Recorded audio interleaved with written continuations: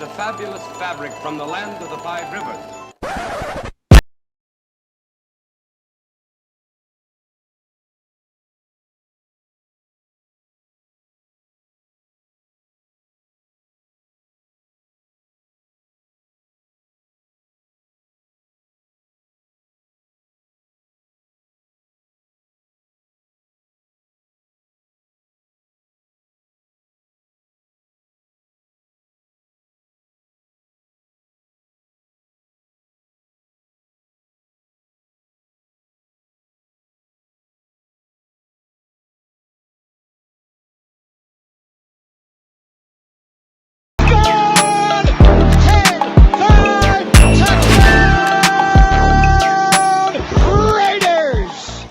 Two years ago, when we came to Los Angeles, I really believed that the greatness of the Raiders would be in its future.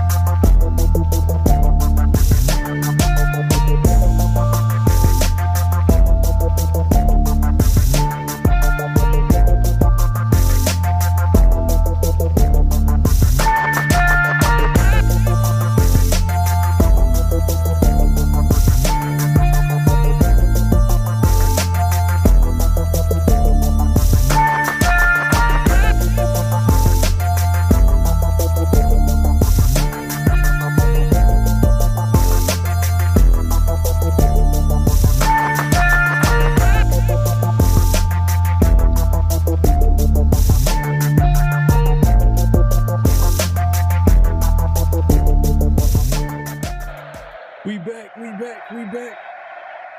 Man, y'all already know what time it is. Oh, you didn't know? 50-50. Welcome to the 50-50 Show with PharoahNFL and the Severe Raider, the realest show for Raider Nation. The perpetuation of the greatness of the Raiders to take a professional football team and give it a distinct characteristic that's different from all others. Make sure to clock in, like, comment, subscribe, and hit that notification bell. Man, you already know what time it is. Make sure to clock in, hit that like button, hit that subscribe button, hit that notification bell. We going live on both our channels, man, with obviously myself, PharoahNFL, my guy, the Severe Raider. So if you're first time joining us, definitely hit the subscribe button and also hit like, clock in, as we like to say it, man. Hit that like button, hit that subscribe button, hit that notification bell. Salute to the night crew pulling up, man. We see y'all, man. Hey, it's about damn time, man. About damn time, huh? That's the theme of the show. About damn time, man. Pete Carroll was officially fired on Monday. Obviously, we all kind of seen it coming. The writing was on the wall. There were some people trying to say that, oh, well, Pete might possibly stay, this, that, and third, but there was just no way he was coming back. So we'll get into that conversation. Obviously, the head coach search begins for the Raiders. We'll get into that. So a whole bunch of talk about. The Raiders did win last game of the season. That was kind of strange. Hopefully that doesn't affect anything. I know they got the number one pick, but I heard some things about like affects the other rounds. Exactly. Exactly. But salute to everybody pulling up. Night crew in the building. Yep, the late night show is upon us, man. Appreciate you pulling up. We appreciate everybody pulling up. My guy Yaya in the building. Salute. The season is over now. To the facts, man. We just gonna have to give you one of these, Yaya. I had to do it, First man. of all, I just had to. I wasn't gonna do my dog like that.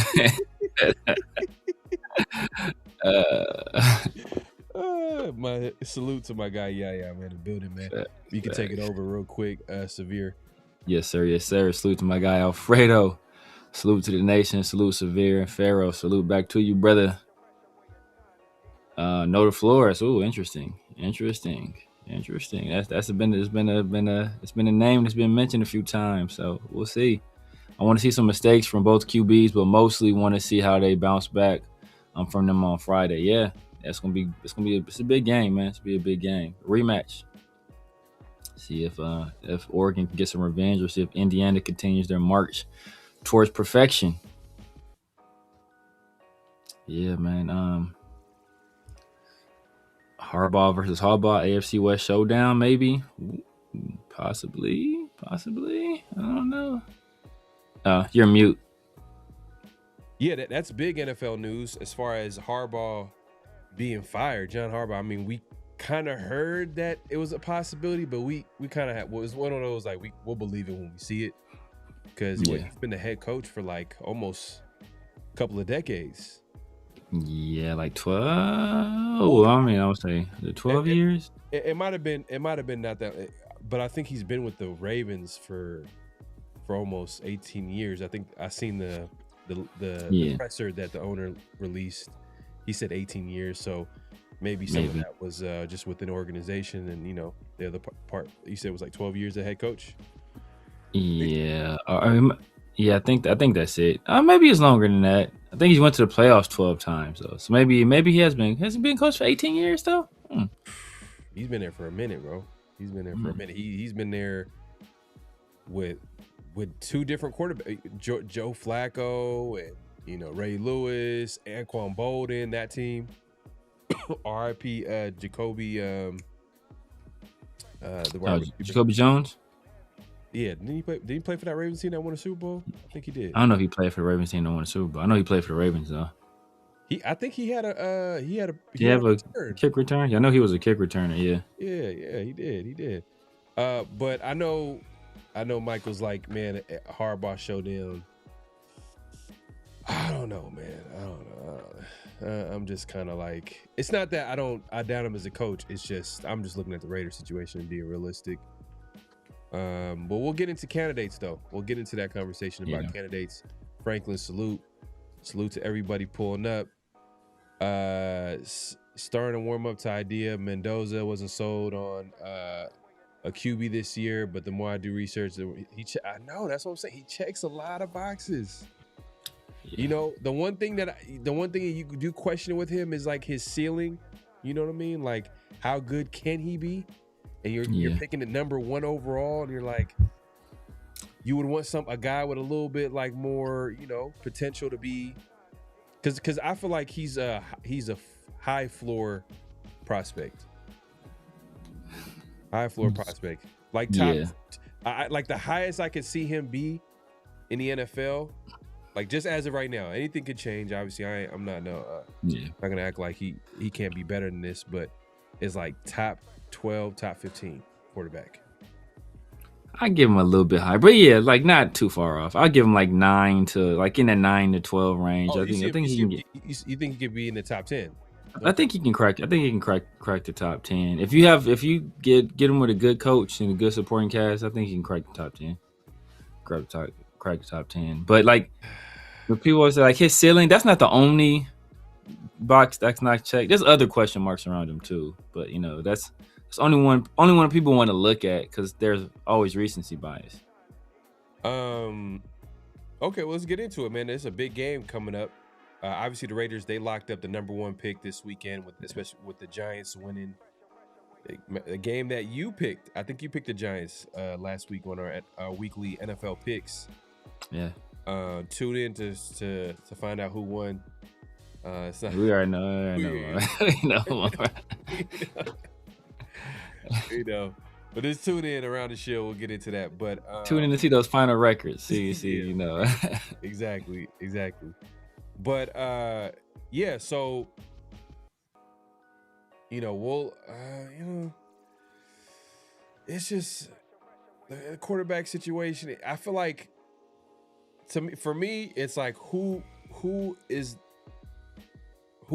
the Raiders all in on? That's really what matters to me the most, because that's how close I feel like Moore and Mendoza are as far as like prospects, like for different reasons.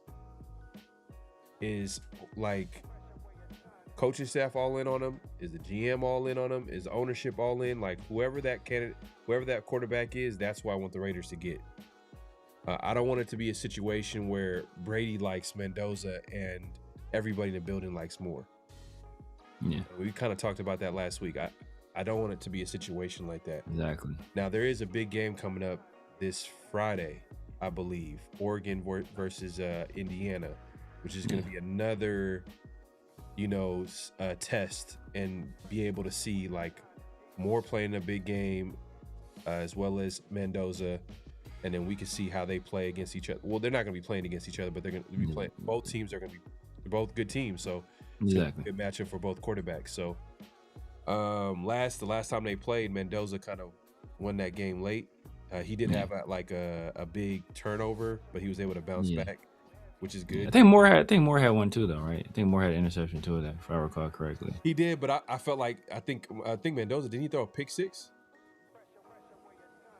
Maybe, I don't remember. I think Mendoza threw a pick six. If I could. Maybe if it wasn't a pick six, it was a clear interception, but he bounced. Yeah.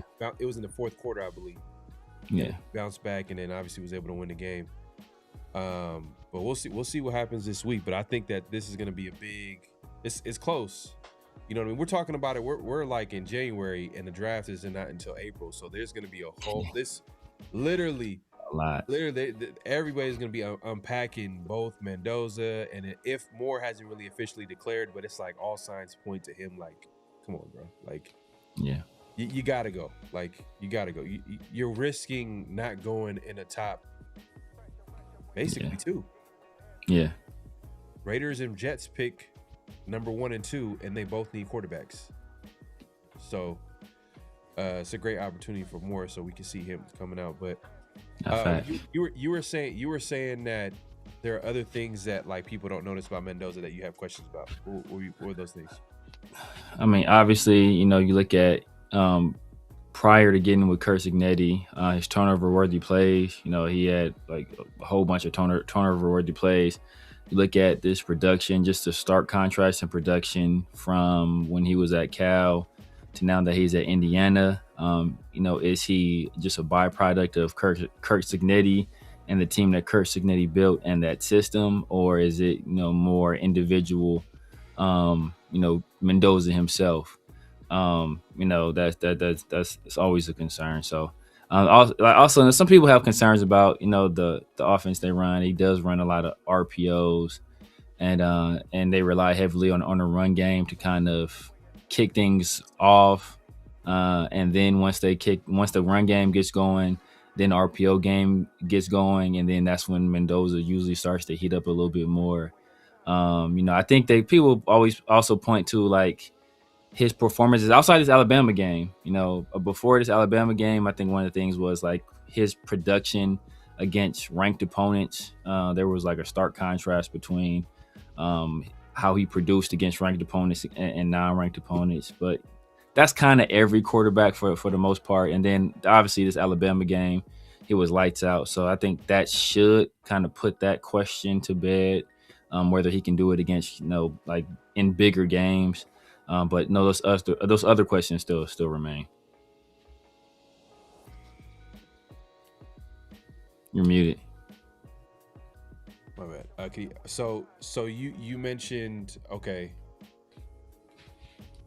Well, you mentioned the competition thing, and I know that someone I think I know like the conversation that you're talking about, how people are like questioning, like, okay, how well he plays against different competition, but at the end of the day, like he's 13-0, like he's undefeated with Indiana, and then he flashed with Cal too as well. Like it's not like he was terrible with Cal, like he flashed. Oh yeah. The way it's like the talent level around him, I think it's not the same where he has in Indiana, and Indiana is better with him.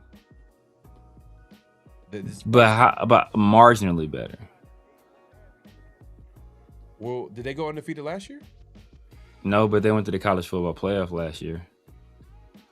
Did they win a game? Did they win a game with? I think they won. I want to say they won the first round game, and they lost to Penn. I know they lost to Penn State. I don't remember if it was the first or second round. I know they lost to Penn State. No, it wasn't Penn State. But yeah, it was Penn State. I think it was a Penn State, if I recall correctly. But I feel like, I think we safely say that Mendoza's a better quarterback than Curtis Ward. Yeah. That's not it. But that's not the question we're asking. That's not the question at hand. We're asking if he's the question is who benefits more from whom? Does Mendoza benefit more from Kurt Cignetti and the talent he has around him, or does Mendoza benefit more from, or does Indiana benefit more from having Mendoza there? And like you can have an argument on both sides of it. I think it's both. Yeah, I mean it's both, but like it's not a both. It's a which one is more. Well, how about Dante Moore? I mean, he's playing with a great offensive line. Probably one of the best offensive lines in college football. I mean, there's some weapons that he's playing with. I mean, you can argue like who has more weapons, but I think it's just that's not an argument. I mean, you can't. If you try to argue it, it'll be a losing argument. I mean, if you want to, like, what you can say with Dante Moore is that Dylan Gabriel, like Curtis Work last year, was also a Heisman finalist. Oregon was also a college football playoff team last year. Difference is that Oregon lost a lot more talent than Indiana. Indiana, like in terms of a team, they got better as a team from last year to this year. Oregon, I think they took a step back, and they got younger as a team. There are a lot more younger guys starting, especially at the skill positions. Look at corner, on defense. The guys up front and linebacking core. Like his receivers, for the most part, are all young guys. So like they got younger and worse. Indiana got more mature and they got better. So I think that's also the difference there. But I think Indiana is also a better team. They're also performing better than Oregon performed last year or this year. So if Indiana team last year played this Oregon team, I think this Oregon team probably beats that team from last year. But this team from this year, this Indiana team beat this Oregon team this year with Fernando Mendoza. So, it's kind of, you gotta silo those things off. I think they're both like very good prospects. It's just like at that point, like when you're trying to judge between two guys. Not to cut you off, but you're making the supporting cast seem like it's not close. Like you're saying that it's like it's not close. Oh, it's not close. If you want to say it's not close. It's not close. Well, they got a first round tight end coming out. That's a first round tight end. So how much production is that tight end putting up? He has 2 pro receivers, a pro running back, several pro linemen, and probably the guy that's unanimous coach of the year 2 years in a row. And an offensive head coach. Dan Lanning is a defensive head coach. So that's also an advantage right there. And he has a Shanahan calling his plays. Like that's another advantage. Oh, are you talking about Indiana's offensive coordinator? Yeah. So he says what I'm saying. And like, but I say this, and it's not to like diminish what Mendoza is as a prospect. I think he's still a very good prospect. It's just that when you're trying to decide between these two people, you have to distill all this stuff, and you have to put things in a proper context. And then looking in a proper context, so in terms of supporting cast, it's not close. Like it's not. You can't even make an argument. It's not close. We have one tight end, and then I think he has some people that will be good going forward. A better offensive line, I don't think he has a better offensive line. I think the offensive line is about the same. I don't know. Better offensive line is about the same. I don't know about that. It's about the same. Well, how many first round talent offensive linemen are going to be drafted on the Indiana line? Probably like one. I mean, they might get one. I think Oregon maybe have two. Who am I missing? I think they have. I think it was a guard. Don't they have a guard that's rated pretty highly? I know Oregon got a guard that might get drafted in the first round. They have a center, I think, and they have like people like World. Depending on how you feel about World, that's gonna get drafted in the first round. I don't know if World good, but people liked him. And they have their center. I think their center was like fifth in the Remington Award. It's early, but I'm seeing like mocks with like the Penn State guard and then the Pragon dude from from Oregon. Yeah, like those are the two guards that I'm seeing that's gonna get drafted early in the first round. And then also the Oregon tight end Kenyon Sadiq, I see him getting drafted in the first round, like top 20 pick. I don't think he's gonna get top 20, but he might go late first. He's gonna go to first round. He's gonna be a first round tight end. And then Surratt, I've seen him as high as second round. He'll probably go second round. Which is a receiver for Becker. He's not coming out. He's like not coming out. But he's gonna be eventually like second or first round pick. I think Cooper will probably be a day 2 pick, like a third, like fourth. He's like a slot receiver. Yeah, he'll get drafted pretty early. But yeah, outside that tight end, like there's not a skill position player there. I think as a unit, Indiana's I think their unit as offensive line, I think it's better. You see how they handle but Alabama hasn't really put up much of a pass rush this year. But for the most part, Mendoza had a lot of time, and they were able to run the ball quite effectively. So, if you look at the game, that Texas Tech game versus Oregon, it was a completely different game. As a matter of fact, the offensive line for Dante Moore on several occasions, bad snaps, missed assignments, they actually did more harm than good in that game for a lot of game. They really couldn't run the ball either. So it was essentially, like all on the arm of Dante Moore. And he did have like a bad throw where he threw an interception. I think they fooled him in cover. They disguised the coverage, and the linebacker dropped and picked him off. But other than that, he played a pretty clean game. And Mendoza played damn near a flawless game. I think he only had like 3 incompletions. Especially once they were able to get the RPO game going, it was all downhill from there. Once they were able to run the ball. Yeah, look, man, I think Dante Moore has a solid supporting cast, man. I don't think he has a bad. Yeah. I don't think it's like a bad supporting cast, but I think but Fernando Mendoza has a much better supporting cast. How's Dante Moore dealt with pressure? Like, how's he dealt with pressure? Because he hasn't really played. Indiana's probably the best team that he played, and then Penn State. They fell off. Penn State, has like they got they got some. Indiana was the best team he played. Texas Tech was probably the second best team that he played. I don't know. Indiana has a really good defense too. That's what people don't talk about. Indiana has a damn good defense as well. So Texas Tech may be the second best. Maybe the second best defense he played. Oregon defense? I think Oregon defense is pretty good too. Defense is pretty good too. Oregon's defense is pretty good too. They're super young though, especially in the corner. I think they have like a true freshman starter at corner. The other corner I think is a true sophomore. So they're like young on defense. But I think Texas Tech is a hella good defense. He was pressured all game. I think he dealt with it well. That's one of his main things is like his poise. Like his poise, he's unflappable.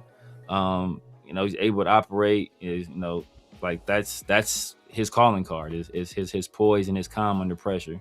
So I think he deals with it well. But Mendoza, he's shown against Ohio State. He was able to do the same thing where he was taking hits, especially early in the game. Took a big hit, came back in, and he got right back to willing and dealing. So I think both guys. I think that's a point for both guys. Yeah, we'll see how it shakes out. There's like I said, man, it's gonna be a big game this Friday. Mendoza versus Dante Moore, Oregon. However way you want to look at it, Dante Moore versus Mendoza. Oregon versus Indiana, two good teams, two talented teams. They're going to go against. So it's going to be a good chance to see both quarterbacks and see how they play against good competition. Like I said, Mendoza, first time around, was able to get the win, played well late. We'll see how Dante Moore plays part 2. See if he responds. Because I want to see him kind of respond to like really good, like a really good team, like, and that's Indiana. So, because I think Texas Tech, they were able to shut them down because like offensively they can. It was just they couldn't. They couldn't really get much. Shout out Brendan Sorsby who officially transferred to Texas Tech. He made it official, which it's intelligent. Smart move. And I think he's getting paid too. So they're making that move. It's gonna be interesting to see his whole trajectory too. It's like if he balls out, because if he balls out next year, Texas Tech, you know what I mean? Good team, good defense. I'm sure they're not afraid. The workers went to the first round. I don't know if there's anybody on that offense. You know what I mean? Because that was one thing that I noticed, like when he was with Cincinnati, it was kind of nasty just watching them because they didn't really have like a whole lot of skill position players around them like that. I mean, they maybe running back, possibly. I think the best thing about, and it's off topic, we'll get into the Raiders in a second, but like, the best thing he had was probably the offensive line. And Cincinnati was pretty solid, but that was about it. But yeah, man. Raiders obviously finished the season with a win. I don't know how you feel about it. It is what it is. But they get the number 1 pick. I kind of feel good, man. I'm kind of excited to see what the Raiders are going to do, man. Like, this is a good problem to have. Not that it's a problem, more so like you don't know what route they're going to go, but they're going to spend the entire offseason basically looking at all their options. I'm sure there's going to be someone that's probably going to call the Raiders up and be like, hey, what is it going to take to get the number 1 pick? You know what I mean? Whether that's the Jets. But the thing is, I was hoping that the Jets were like at number 4 or 5. Because then the bounty would be a little bit higher, but they're number 2. So now it's just like, yeah, they probably can get like an extra. So really, realistically, they're not going to trade down. They're not going to trade down at all. They're going to take a quarterback. What was your take on the Raiders getting their number 1 pick? I mean, I was excited. I mean, obviously, you know, you want. I mean, the number 1 pick puts you in that advantageous position. You know, I didn't want us to win the game. It's more so because of the other draft positioning, and just because I just didn't want to give Pete Carroll the benefit of having to win. Right? I just don't like that dude. I don't like that dude at all. I just what he did to this team. Yeah, I think I just knew I didn't want to see him go out. Watching him celebrate, I was disgusted. I was like, man, get your old ass. Like, bro, you're disgusting. You destroyed this team. You the way you conducted yourself was like just despicable as a head coach. Just the constant lies. Like I didn't want him to have the satisfaction of getting a divisional win. So like it didn't hurt. It wouldn't, like, obviously there's some Raider fans that wanted to just see a meaningless win. Yay for them, I guess. But I didn't want Pete Carroll to go out with any kind of, you know, satisfactory performance. So, but it is what it is. In terms of the number 1 overall pick, you know, it just gives us options, man. It gives us options. There's a lot of things we can do. Most people want us to take a quarterback, but you know, we could trade down.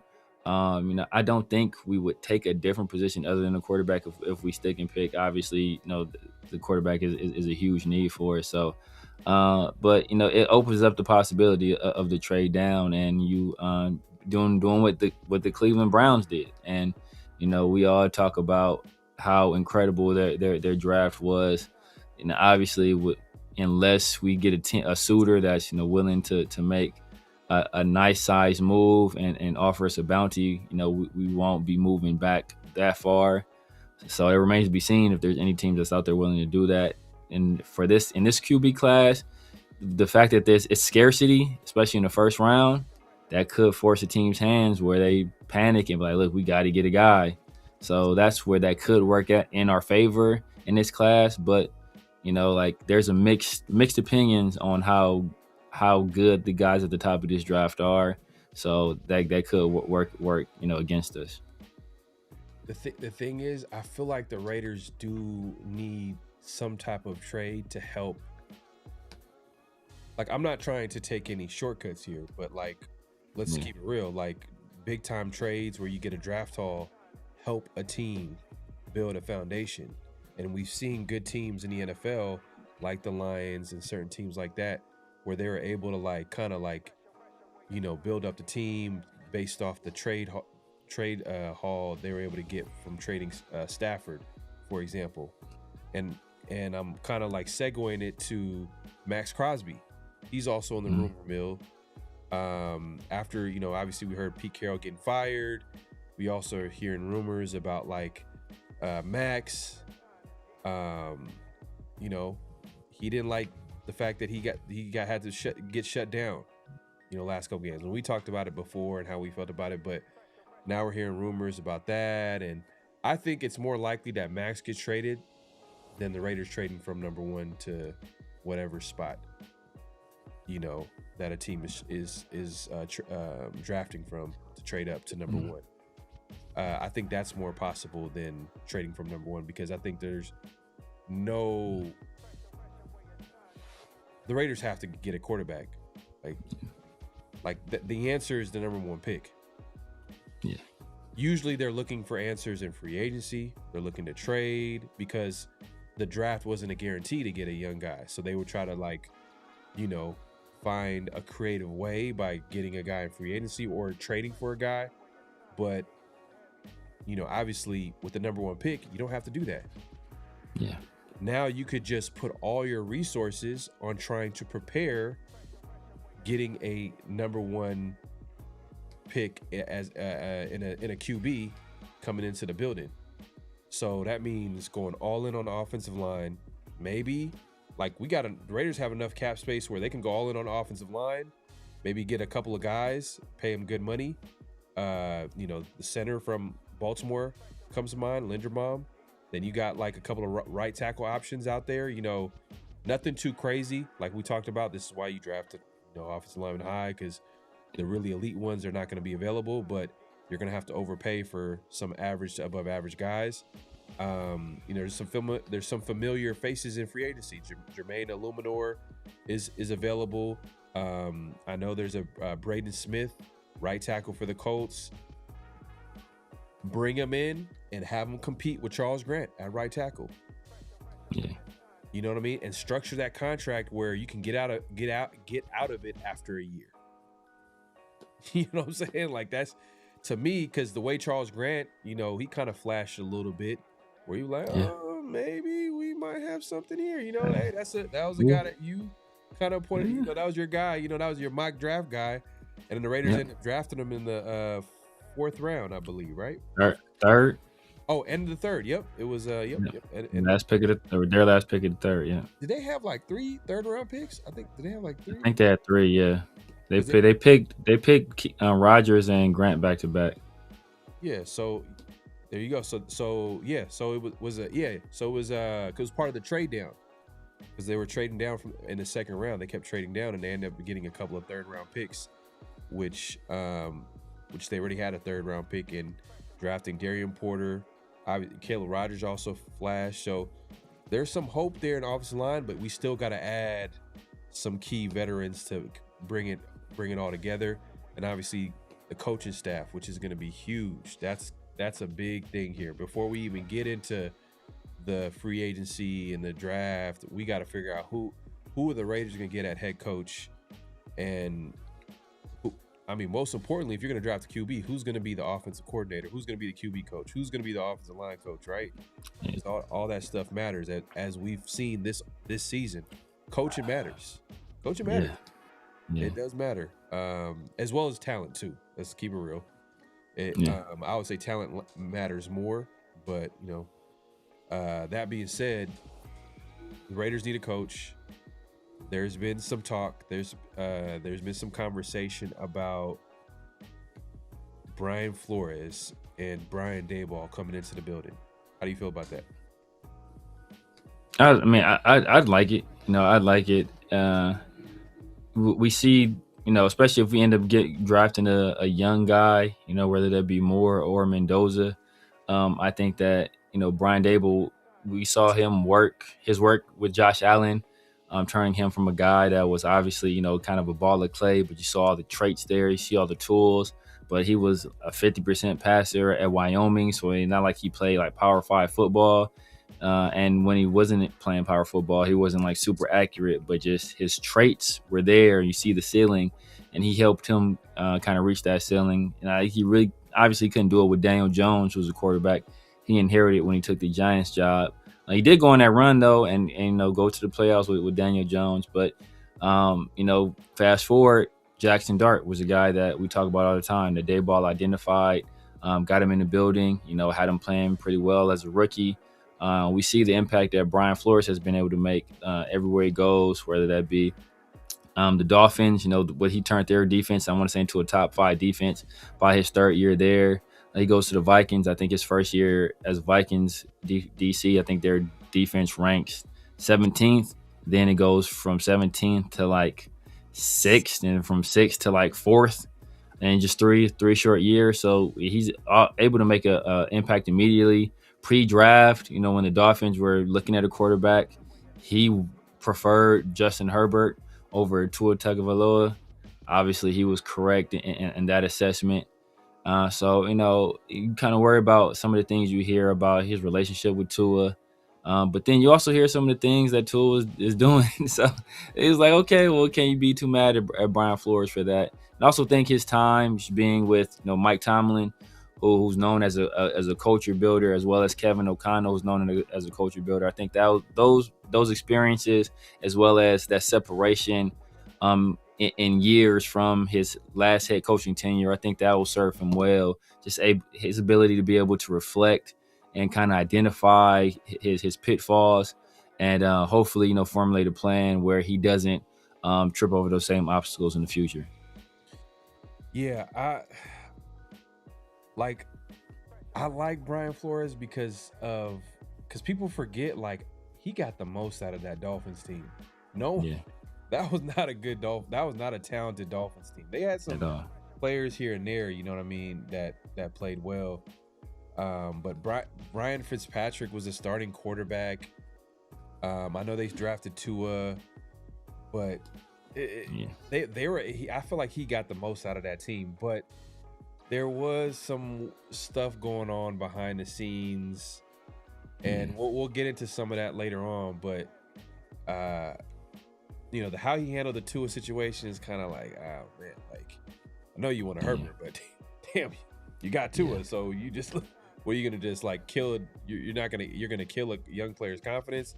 That's kind of concerning, especially because the Raiders have a number 1 pick.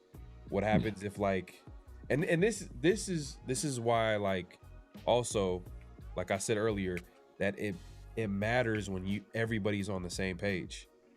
It matters when the GM, the coach, everybody's all in on whoever they're drafting, especially number 1 in quarterback. So, something like this, I know that, like, Flores, handled it. He didn't handle it the best way, but in reality, in every situation where people are not all in on a pick or move, it doesn't work out. So, obviously Flores, he took it to a whole different level. He was just like, he did not care. He's pretty blunt about it. And Tua was not afraid to talk about it too. Because it was that bad of an experience. But so that's something that, like, you got to think about. And then we'll get into, like, all the other stuff too. Because one of the things that we want to talk about was Ryan Fitzpatrick was a notable quotable. So we'll get into that a little bit. But some other candidates, the Raiders have requested to speak to Vance Joseph, defensive coordinator from the Broncos. Yeah, you know what I mean? Not like the the sexiest name, like, do you want to hear a head coach, you know what I'm saying? But Clint Kubiak, offensive coordinator from the Seahawks, I think the Raiders also requested to speak to him as well. I know they're in the playoffs, so then that whole process is going to be kind of like same thing with Van Joseph. So there's going to be a process where I think they speak to him, but then there's going to be they really want them. If they've locked in on that candidate, that means they're going to have to wait until they pretty much are done with the playoffs or lose pretty much. So we'll keep an eye on that. But I think that the Raiders should do their due diligence. They shouldn't rush the process. They should interview as many candidates as possible. I don't want it to be the same like process of finding a coach like they did last year, because it felt like last year they locked into Ben Johnson and then it was just everybody else. Hopefully they can just like, all right, let's get a good pool of candidates and then figure out who the best guys for the job. And I kind of we didn't talk about this, but I liked Mark Davis' press release and how he made clear to let everybody know who's in charge. Exactly. I appreciated that. I appreciate it. He let everybody know, hey, Spy Tech is going to be leading the way in collaboration with Tom Brady. Cool. Yeah. Now we know where the decision making and all, like now we know who's in charge. That's good. That's what you're supposed to do. So I'm glad that and hopefully they're able.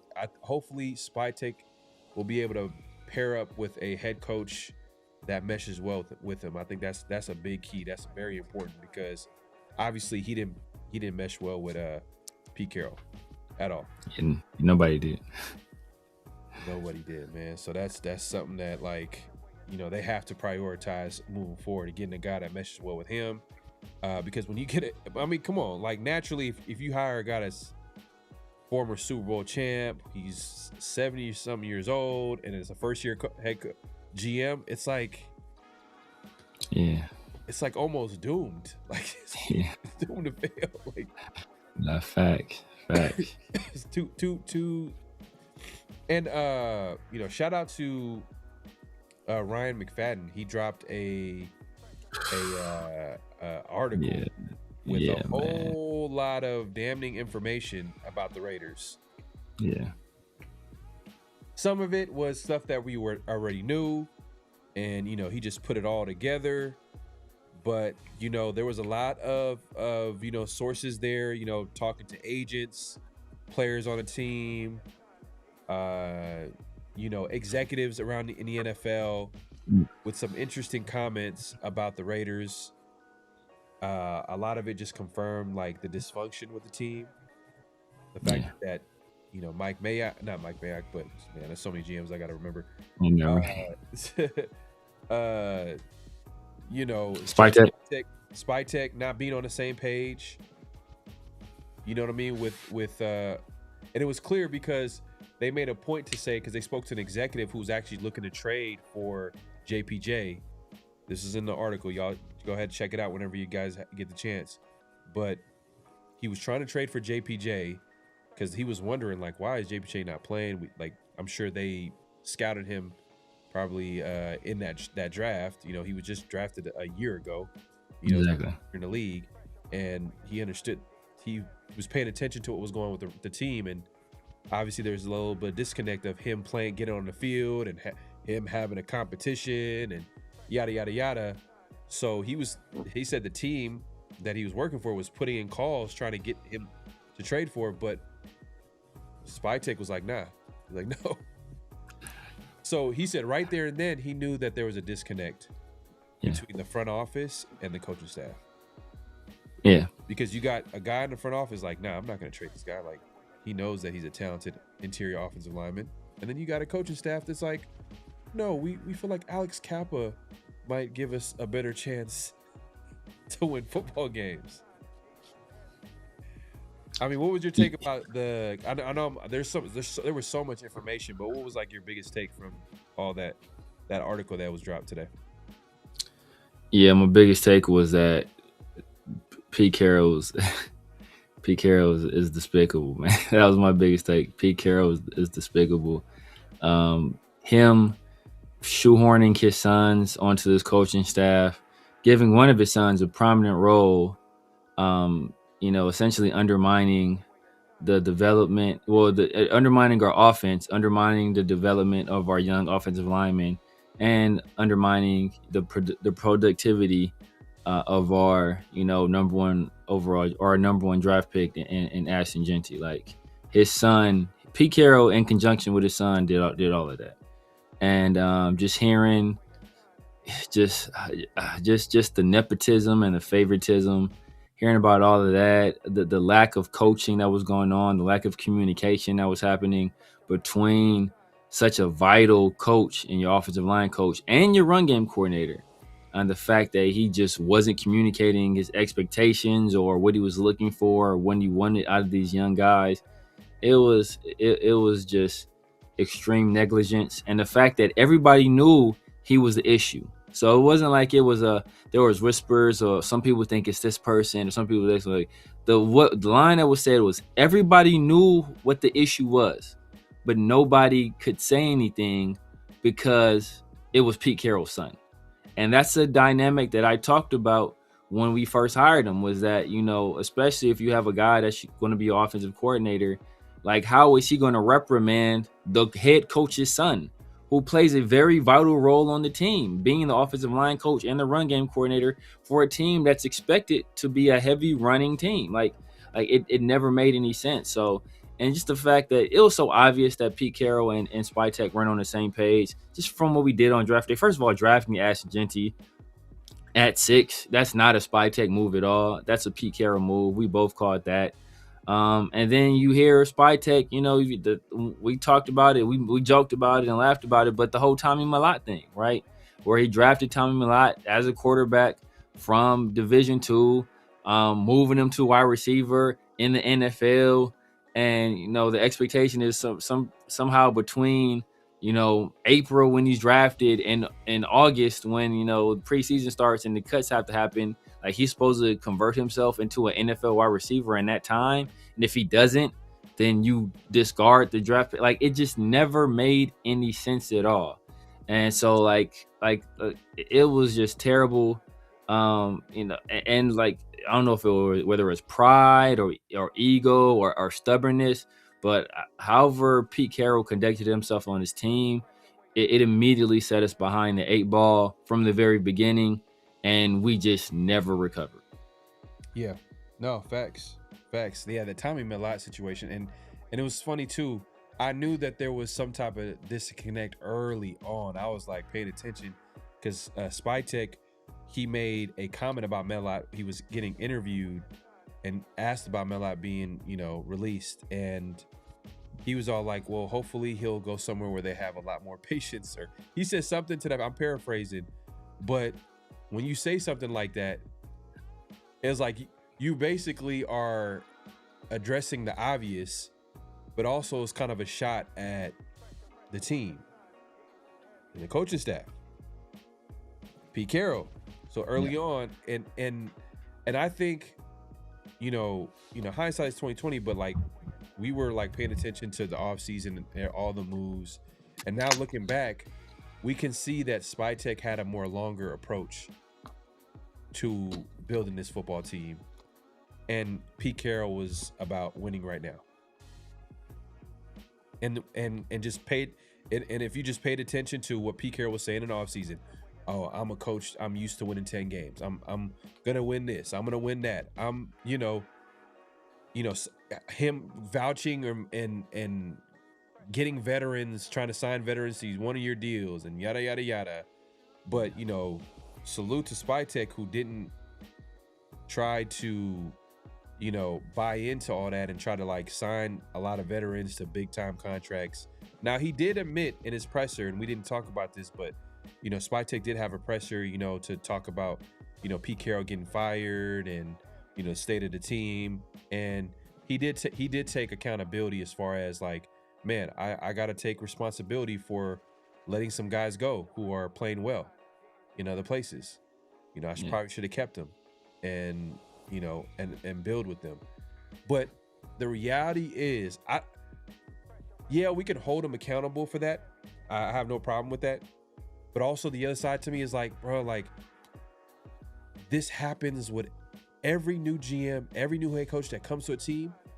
There's going to be some casualties. And this is why having a constant, carousel of coaches and GM hurt the team, because there's going to be players that leave that are not good because the coaching staff is going to be like, I want my players because I have this system, and these guys are not guys that I'm that probably fit my system and yada yada yada. And then guess what? Those guys go to somewhere else where they feel like they're more valued or more, got coaching staff that believes in them.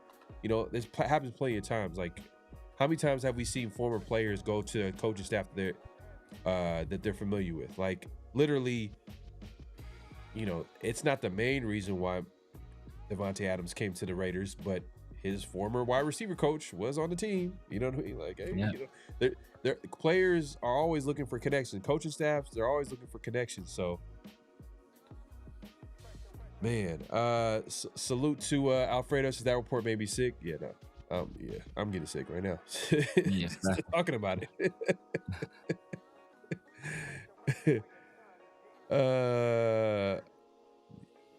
Hey, man. Yeah, Hank, man. Happy New Year's, man. Happy New Year, to everybody, man. Hey, man. Salute to everybody, man. Happy New Year's. Nice. Happy Hope New everybody.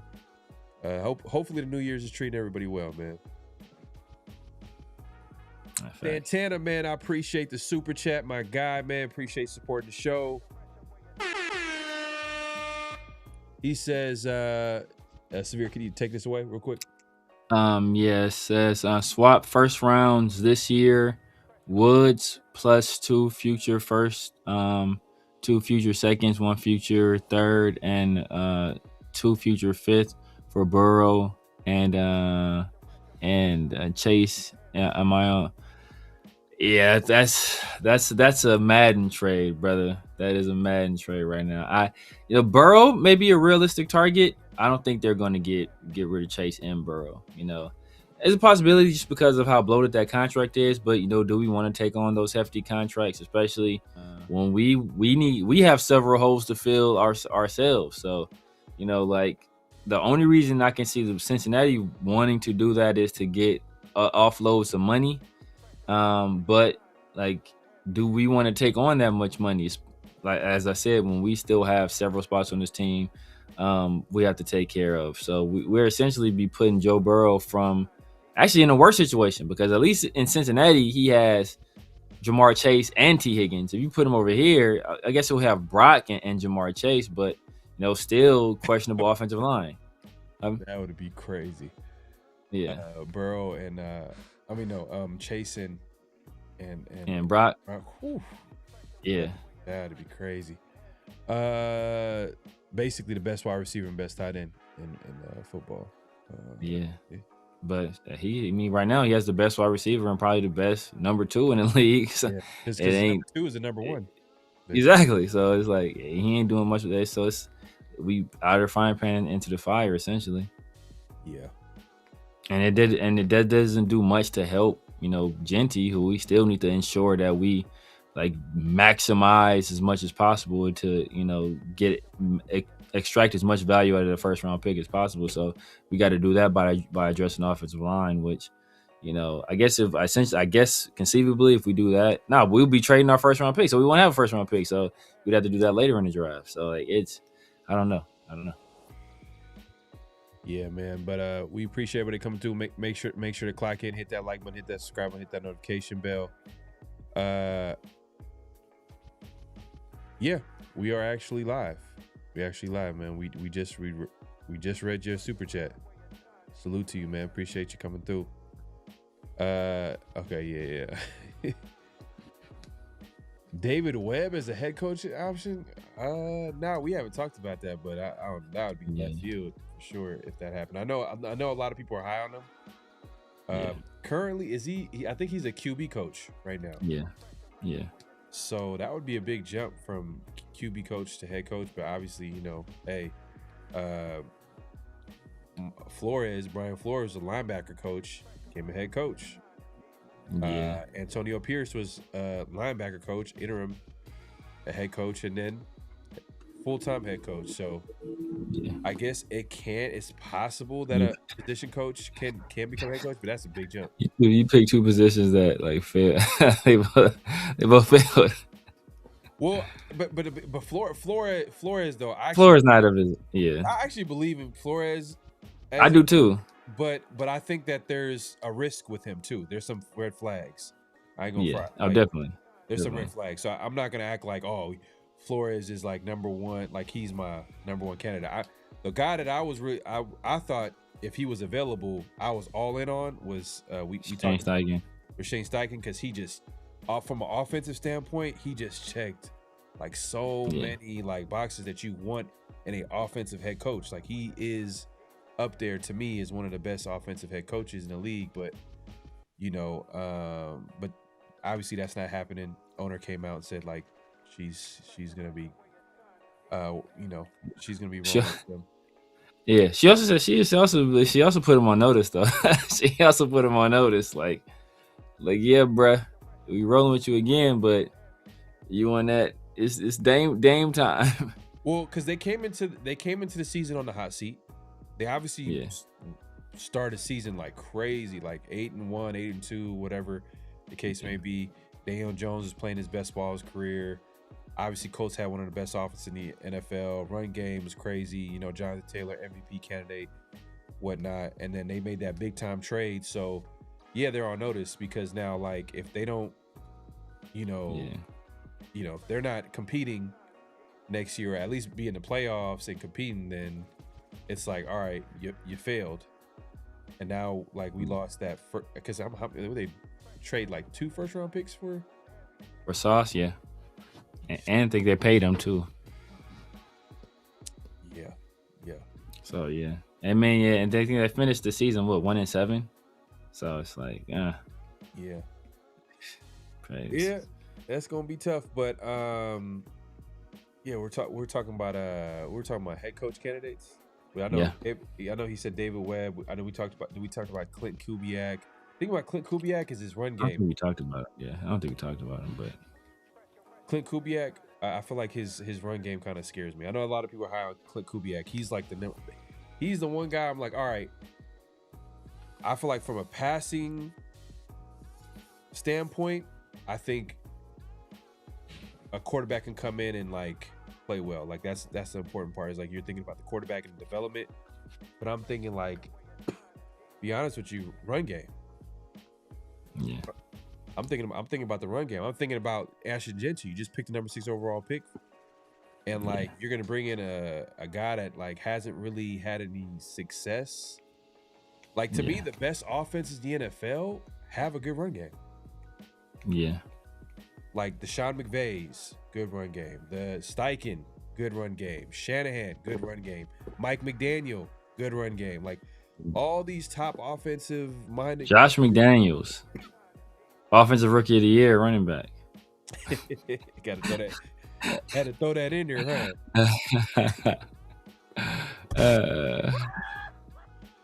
Had to throw that in there. Yeah, salute.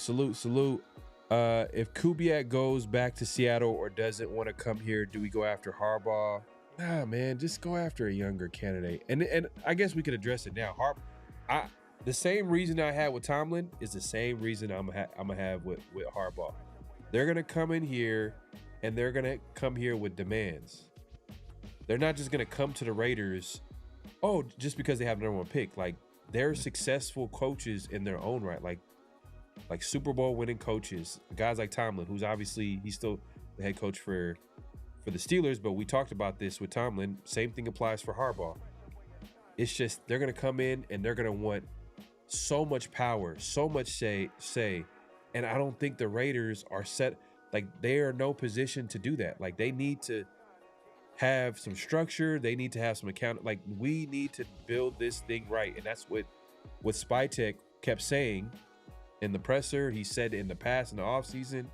If anybody was paying attention, because and going back to my original point with Spytek, he always had a longer picture, a bigger picture with the Raiders, and I think he knew that, and that's his moves reflected that. We've seen like he didn't really invest too much in free agency and whatnot, but a guy like, just bring it back to Harbaugh, he's gonna want as a lot of power and say on the roster, and we all know coaches are gonna about winning right now. Yeah, not later. Facts. You know what I'm saying? So that's why I'm against Harbaugh. How you feel about Harbaugh as a coaching candidate?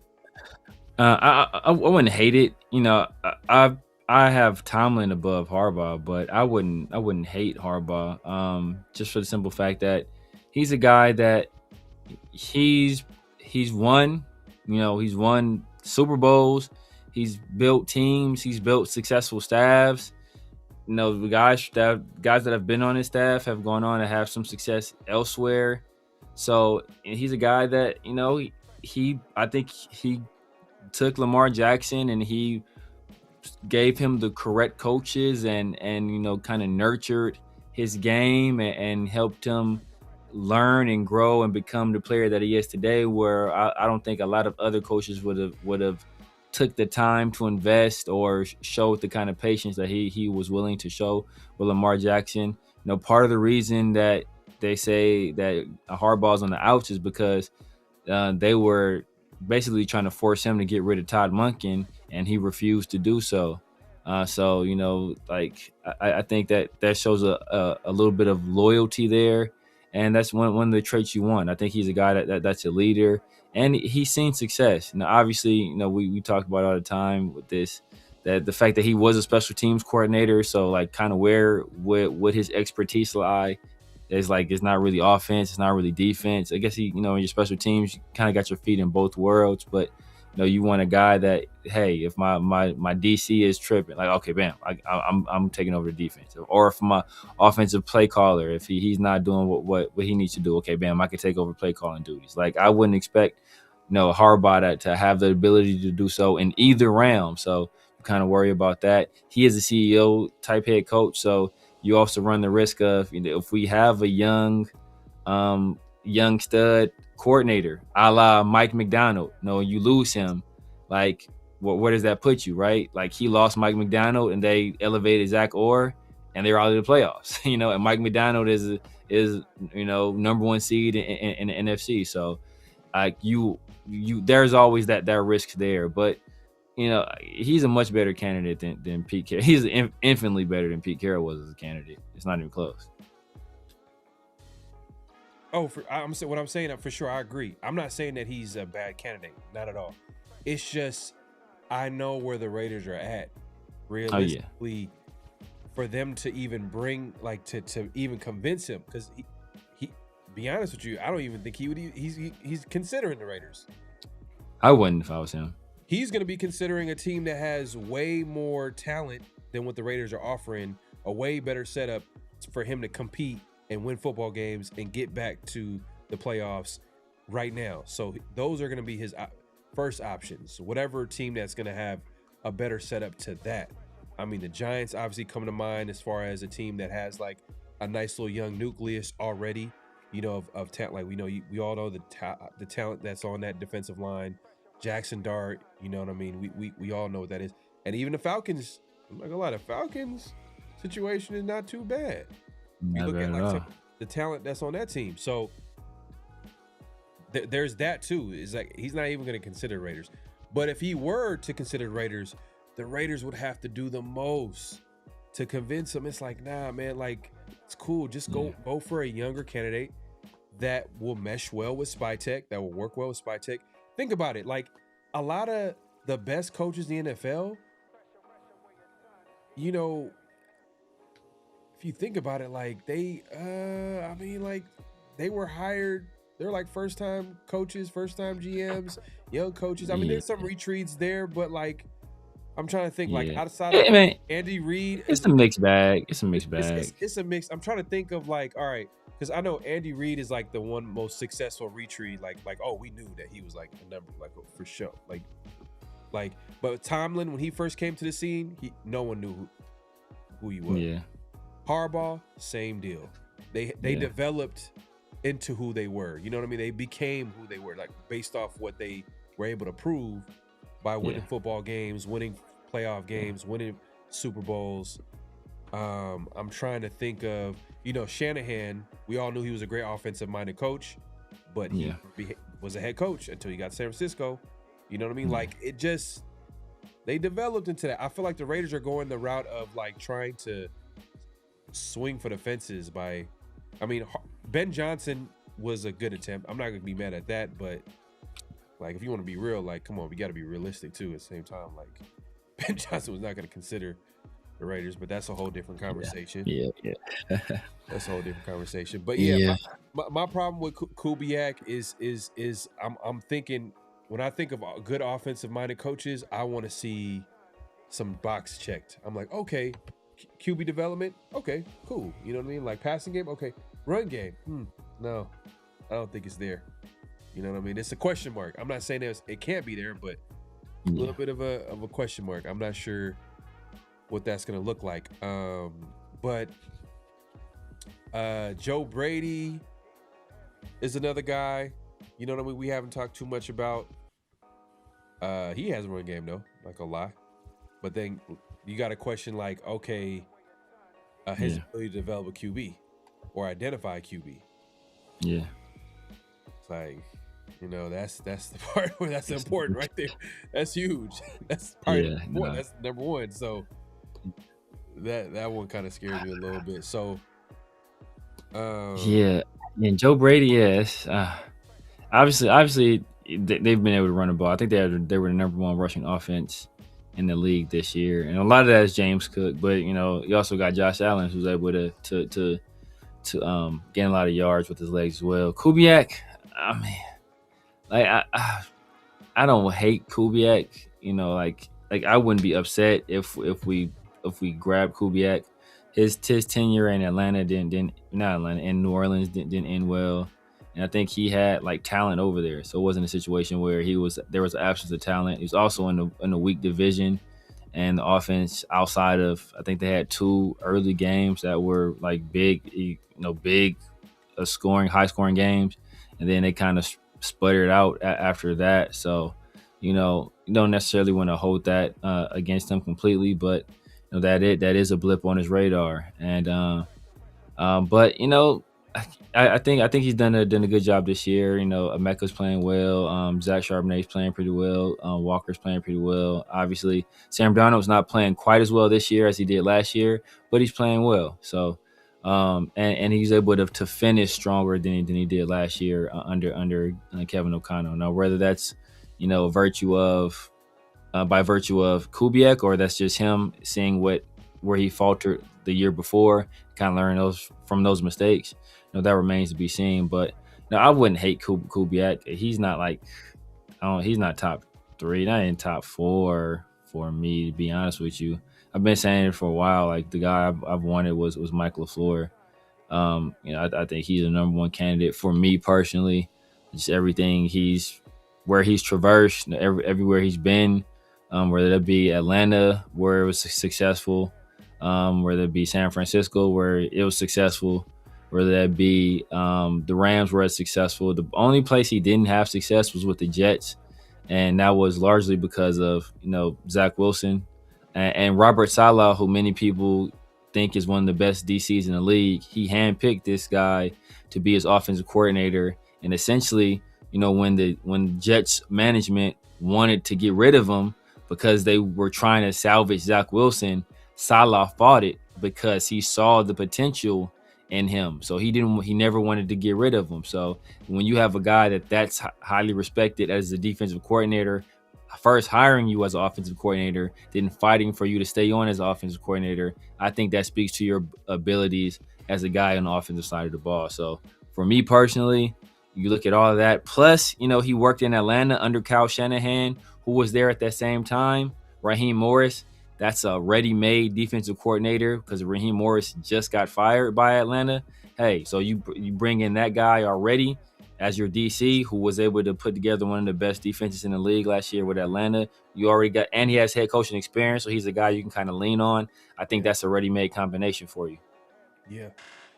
Yeah, right. Raheem Morris at DC would be a great hire. Great hire at DC. You know what I mean? I was actually surprised that he was fired, to be honest with you. I thought me that too. was kind of like, I get it, you know what I mean? Like, they had expectations, but like, he literally went 8-9 2 years in a row. And Michael Penix out for the season. Like, I felt like a third year would definitely make sense. Yeah. Like, I would fire. Drake London was hurt too, part of the year. Like, what kind of expectations do you have to fire a coach with 2 8-9 seasons when? Now, I get it. Like, certain standards is higher somewhere else. Like, maybe the expectation, but I'm not looking at the Falcons as like a team that's like, they're not like okay, what's a great team that's been winning? Like the Chiefs with Mahomes. Like if Andy Reid were to go 7-9, 7-10, or back-to-back seasons, you know what I mean? Like 8-9 back-to-back seasons, they missed the playoffs. Then they're like, people are gonna start questioning things like, okay, is this the time to make the move? Because you got the best quarterback, or one of the best quarterbacks in Patrick Mahomes. Like, to me, I don't know what's the expectations in Atlanta for them to fire a Raheem Morris. Like, you going 8-9 back-to-back seasons. If the Raiders won 8-9 back-to-back seasons, we're probably giving him an extension for the next 10 years. We doing backflips in the street, man. Man, it's crazy. Like 8 and 9 back-to-back seasons. We're like, oh man, we got our head coach. Exactly. We gonna be talking hella. Things are looking up.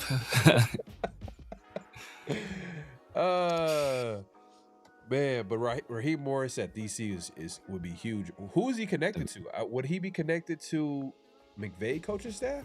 So maybe McVay, but Shanahan too. He was on that. Chris Shula and Raheem Morris. I wouldn't hate that. That would be clean. That'd be clean. Then you grab a. I don't think he would. We've talked about how like Mike LaFleur probably would most likely. But if let's say if he was, but if not, then someone from McVay's coaching staff, or someone from, I don't know. It would be McVay's coaching staff. It wouldn't be. I was about to say Shanahan, but it would be McVay's coaching staff. Yeah, if it's Chris Shula, it would be me. But see, the thing about LaFleur is that, bro, you can double dip. You got Shanahan connections, and you got McVay connections with LaFleur. Like I said, when Raheem Morris was with Atlanta, he was an offensive assistant, and LaFleur worked under Raheem Morris on the offensive side of the ball. So they worked together in Atlanta under Cal Shanahan. That's a connection, right? Instant connection. Yeah. So not to cut Okay. you off, but I just thought about it. Like Raheem Morris would probably fit better with an offensive head coach. Yeah, because Chris Shula's gonna want to do his own thing. He's gonna probably want like a younger guy to come up under him, not like some old guy. So if he was gonna hire, like, he'd probably go a more experienced offensive coordinator. Yeah. And possibly a former head coach as an offensive coordinator. That's what I would assume he may do, but he may just go completely young on his staff, which I wouldn't be mad at either. But I think LaFleur, look, people talk about the McVay tree, he's off the McVay tree. People talk about the Shanahan tree. Oh, look at that, he's off the Shanahan tree as well. He was handpicked by one of the best DCs in the league to be his offensive coordinator, and who fought for him to not be let go when Jets management wanted to get rid of him. Like with the two games where he didn't have Zach Wilson as a quarterback, Mike White threw for back-to-back 400-yard games. So it's like, obviously we see what the issue was in New York. So I just think he's just a clear. I think he'd be a great hire. I wouldn't be mad at Kubiak. Like my top two are him and Flores. To be honest with you, I think Flores coming over with Dayball, or Flores coming over with Josh McCown, who was the quarterback's coach of the Vikings. Like, I think either one of those guys is offensive coordinator. Yeah. I think that will be slam dunks either way. So Josh McCown would be interesting hire, especially him coming from like his background, and then because Josh McCown is a QB coach. Yeah, with the Vikings, yeah. But then he was under O'Connell, so I'm sure he's kind of gained some experience being that coach. That we all know O'Connell's a great coach. Or Brian Daboll, you know what I mean? That's like the popular choice right now with him and Flores, just because they're both like they both got that Patriots connection or whatever. I know a lot of people try to talk about like Flores being a Patriots guy too. I don't think he's a Patriots like coach like some of these other guys. Like I know like Josh McDaniels obviously comes from that Patriots coaching tree where he's trying to do what that's what kind of messed up Josh McDaniels, because he was trying to implement the Patriot way, but he's not Bill Belichick. I feel like Flores does his own thing. Yeah. and it works for him. Same thing with Vrabel. Vrabel, obviously, he was a player, but he's not trying to do the Patriot way. He's also you made a comment about CEO coaches too earlier. I wanted to address. You said about like, you know, CEO coaches not being able to, like, you know, in situations where maybe taking over his play call. But you know what? Campbell did that this year. He took over as a play caller, and he didn't do too bad. He didn't do bad. Vrabel did it. I remember the year where they your favorite offensive coordinator, Todd Downing, was hired by the Titans that year. Nah. Look, I ain't gonna let you do that. He was hired by who? By Vrabel, but exactly. They'll be like it's just the people in the Titans is hired. Like, nah, Vrabel hired him. Yeah, but still, Vrabel's a good coach, man. He's a good coach. He's a good.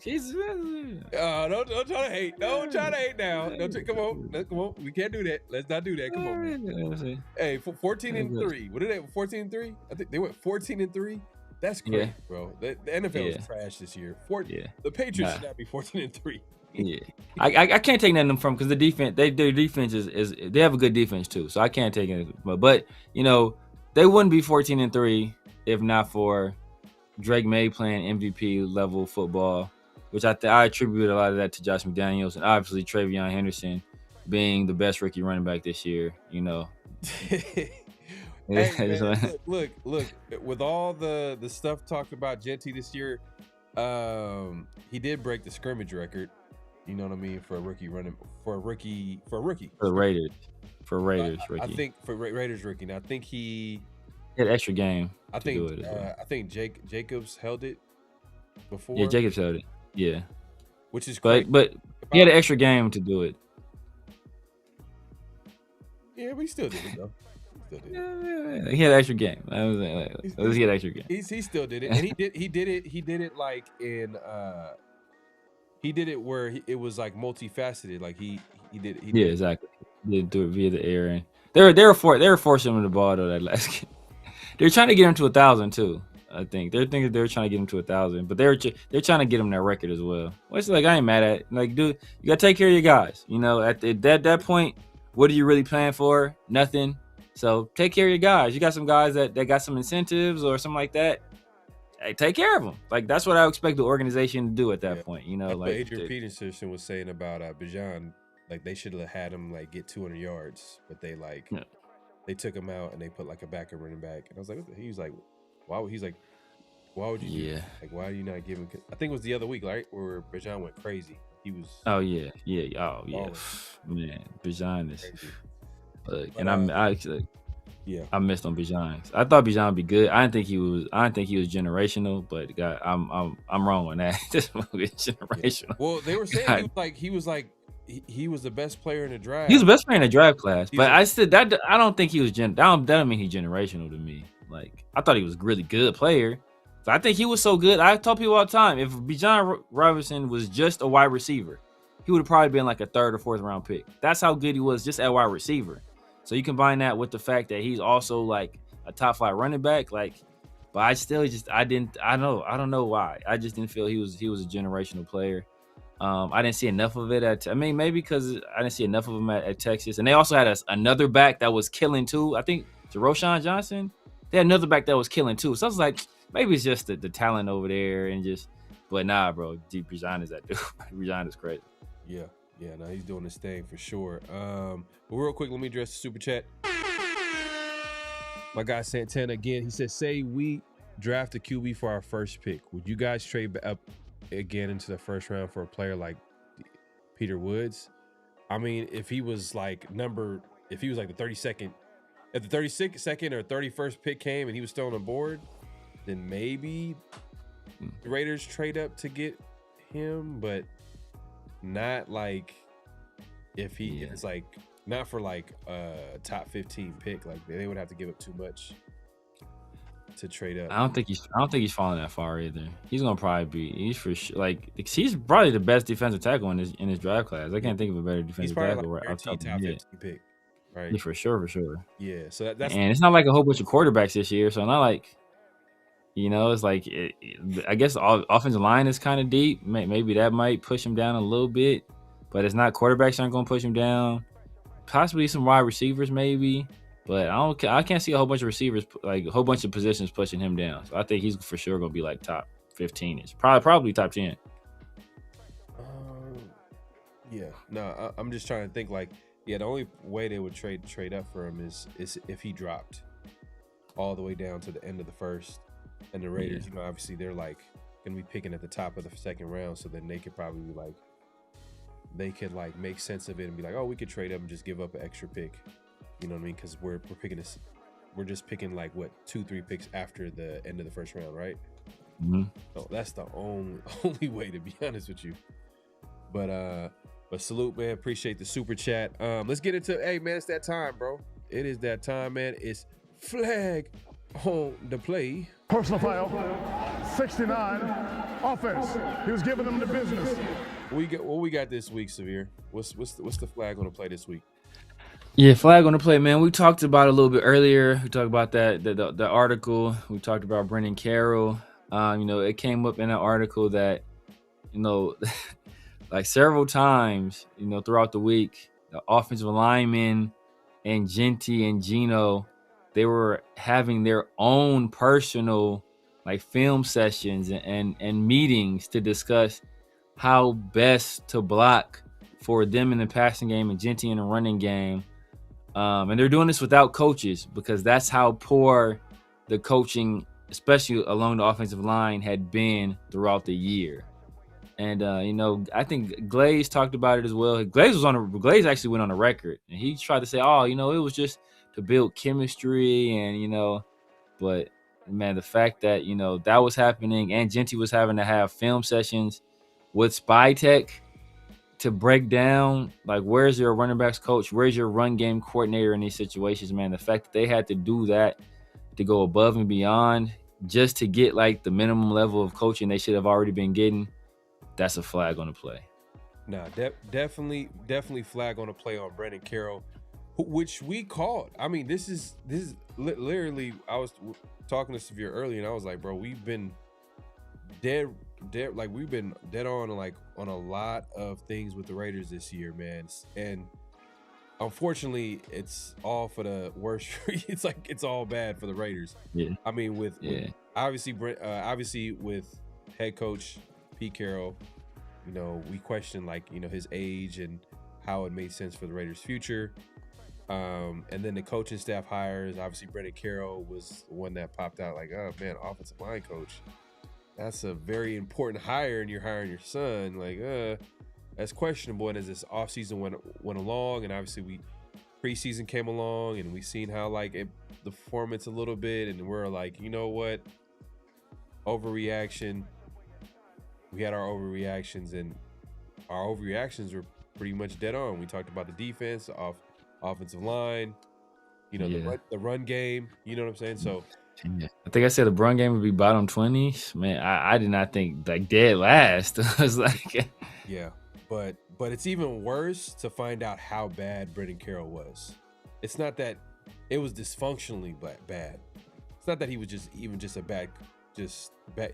It was not just he was a coach that had a unit that was underperforming. It was like he was just terrible. Like you got all these reports coming out saying that the players are coming together, which I'm sure players probably talk to each other and communicate, but they really were like, hey, they're meeting up to figure out how can we figure out this problem because we're not getting any help from these guys over here. That's the messaging that we're getting from But do you think this is maybe the Raiders putting this out? oh yeah, for sure. I mean, it's not because the sources are the agents. It's coming from the agents. It's the sources. Yeah, but it's no secret. The agents also have a little bit of what do you call they have skin in the game because they want to protect their clients and make their clients didn't play well, so they want to do what's best for their clients. Yeah, that's something important that people never. I won't say never, but by and large, people don't think about whenever they read a story, whenever they hear a quote or they hear from a source. That's being put out for a reason. And look at who benefits from it. And the people that benefit from it the most in this situation, is the players. Really a little bit of maybe a little bit of the front office, like Spytek and Brady, where it's like, oh my God, it's like Pete Carroll's going rogue. That's not on us. But mostly it's the players, the people that underperformed. They want to be able to point to extenuating circumstances as to why they weren't able to meet those expectations or perform well in the field. And the easiest place to go to is usually coaching. But in this case, man, like we saw it before the season. We saw it in the first preseason game where there was missing assignments and people told me, oh, Severe, we're just concerned. We're not even running our plays. What are you worried about? Genty's not going to look like this during the regular season. The offensive line isn't going to look like this during the regular season. It's not running our offense. This is vanilla. And I told him then, bro, if we can't do vanilla right, how the hell are we going to do a vanilla Sunday? We can't do the basics right during the preseason game. We can't execute the basics. How are we going to execute the complexities?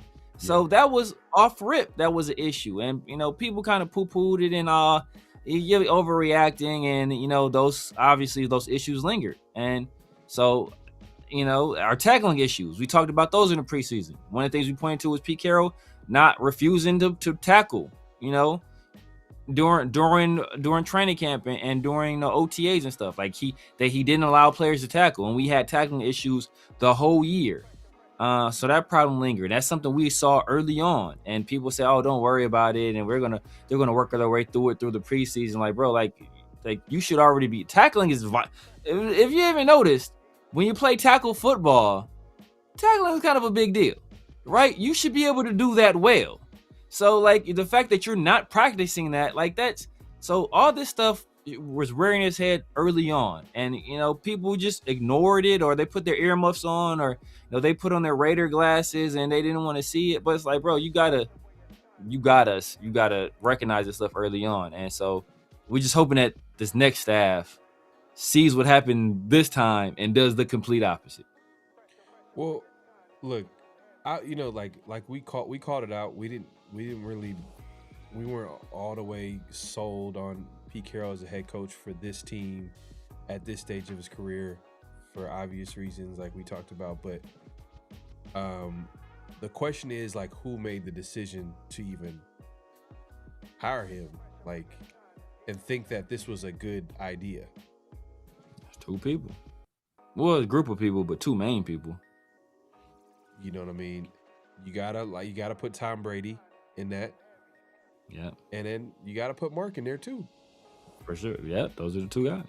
Because I can see Mark being like, oh yeah, experience.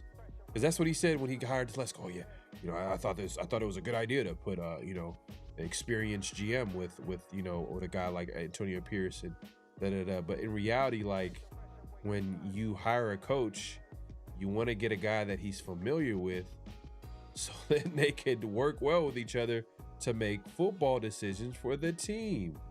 Yeah. Champ Kelly, that didn't happen because probably they weren't taking it serious like that.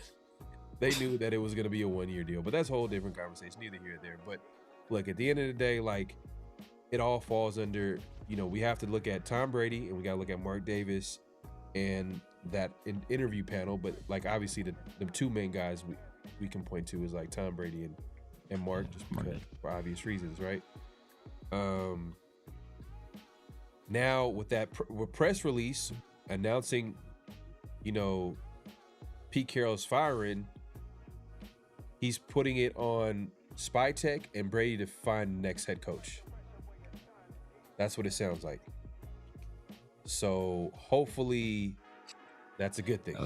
That was a smart move by Mark. It's like, Mark. Hey, it's like, what's that picture? There's like a little meme where he goes like this. The old guy's like the Drewski lad. hey, me. Like, that's what that was. This Mark was like, yep, nope. Yeah, like I hear the rumblings, I see the fans, and they saying Mark this, Mark that. Mark's like, I'm gonna make because there's no need, like there was no, that was like, I mean, for you people who are unfamiliar, with this term. We call that dry snitching, where it's not like you're not like going out and telling somebody, but you're just letting everybody know that these are the people that are doing this behavior. Like perfect example. Like if, like, say you're at work, right? You're at work, and like you're talking to the boss. It's like, oh man, it's like, I didn't know we were giving our lunch breaks now. Like Tom took an hour yesterday. I didn't know we were doing that now. And he's like you're not actually going there and like, guess what, boss? Tom just taking extra long lunches. You're like, oh man, I didn't know we were taking our lunches now. Like Tom took an hour yesterday. And they're like, oh no, we're not doing that. Like, Tom, come to the office. Like, oh well, damn. You know, you snitched on Tom without snitching. That's Mark Davis. That's a press release about firing Pete Carroll. You didn't have to mention Tom Brady and John Spytek are going to people to leave. Like, all you have to do is say some nice words about Pete Carroll, thank him for his time here, and saying, you know, hey, great career. But he made sure that he knew, first of all, he knew the whole media was going to cover this press release. He knew all the Raider fans were going to look at this press release. She's like, I'm going to make damn sure everybody knows these two mugs are the people responsible for the next staff. Yeah. Meanwhile, Raider Nation, all they can think about is oh, for sure. That's all that we can think about. Like, we're not even looking into that. But when I seen that he did that, when I seen like, oh, okay, which for me, like I said earlier, I was like, I like that he did that. I like that he made it clear, like, these are the decision makers. And now we could, like, all right, what's the next step? Now they have to make sure that they have to get the right guy that will mesh well with Spytek, and so they can make football decisions for the team and who they can bring in like that. Because we all know, like, yeah, GM's going to pick players, but he's going to pick players for the coaching staff. Yeah. So it has to work well with each other. So, but it's going to be interesting, though, because in that same report, something that you've brought up, like, a lot over in the past, especially with the constant carousel with coaches, an executive was like saying that a coach or it was, I don't know if it was the agent or executive, said a coach that accepts a Raiders job, head coaching job, is a coach that will accept any job. Yeah. Because he's saying that like the reputation now is like, or the, you know, the Raiders now have told everybody like, hey, look, like, if you don't win any games year one, the fan base will turn on you and ownership will side with them. Yep.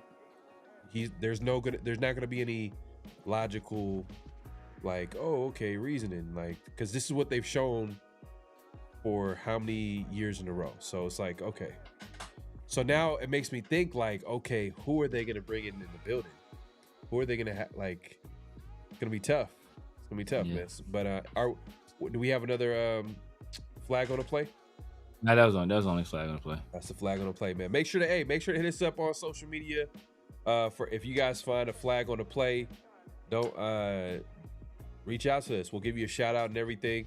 Either hit up Severe on IG or Twitter. Obviously myself, PharoahNFL, either on IG, Twitter, for any flags on the play. There's plenty of options too. I'm not gonna lie. There's some questionable things that happened, especially with the Raiders. We could have looked at this whole report and just been like, flag. Yeah, we could have picked out flag at the flag. And it was a few flags, man. Like, oh my god. You know, I'll give Mark a flag. I give Tom Brady a flag. You know, yeah. Hey, if we want to talk about accountability, we got to get Spytek a flag. You know, we gotta give some of these players a flag. Like, there's so many people that get a flag on a play with the Raiders right now. But you know, that's what it is. But make sure to clock in, hit that like button, hit that subscribe, and hit that notification bell. We're going live on both channels, so make sure if you haven't already subscribed, hit that like button, hit that subscribe, and hit that notification bell. We're not done yet. We got notable quotables. This is where we play a quote, and you know, we talk about what's we spark a conversation after we hear this quote. What's the first notable quotable, Severe? We're gonna go back to a little bit of what we were talking about earlier, man. You know, you sent this to me. Mint sent it to me. Reese Rock sent it to me. A bunch of people. Everybody knows I'm a Dante Moore guy. So a lot of people were sending this to me, man. It was Todd McShay. Obviously, Todd McShay has his own podcast, and then he was, you know, centers around the draft. We know Tommy Shea is draft expert. He was saying that the representation for Dante Moore should reach out directly to the Raiders, and he has some other interesting things to say as well. If you're representing Dante Moore, for as with the Raiders, you know you have an organization steep in history, with an owner whose father steep in the, like entrenched in the great history of the NFL, trying to do the right thing, misguided at times, brings in Tom Brady, who can be a source of like helping, although this first go round was not pretty. But how much did Tom like? I feel like next year with a new coaching staff, as we all presume, Pete Carroll will be out and there will be a new staff. Would you or would you not, as the representation or the representative, the rep for Dante Moore, kind of reach out to the Raiders and say, hey, my client's trying to make a decision. We can live with going to 30 of the 32 teams. Maybe it's 31. I can't allow him to go to the New York Jets. And I realize in 2027, maybe he's the 7th pick or the 5th pick, or maybe he's the first overall pick and the Jets have all that ammo and they can get him there. But I can't allow him to he's got an opportunity to go back to Oregon, probably make the same amount of money that he's going to make in his rookie contract. Phil Knight will make that happen.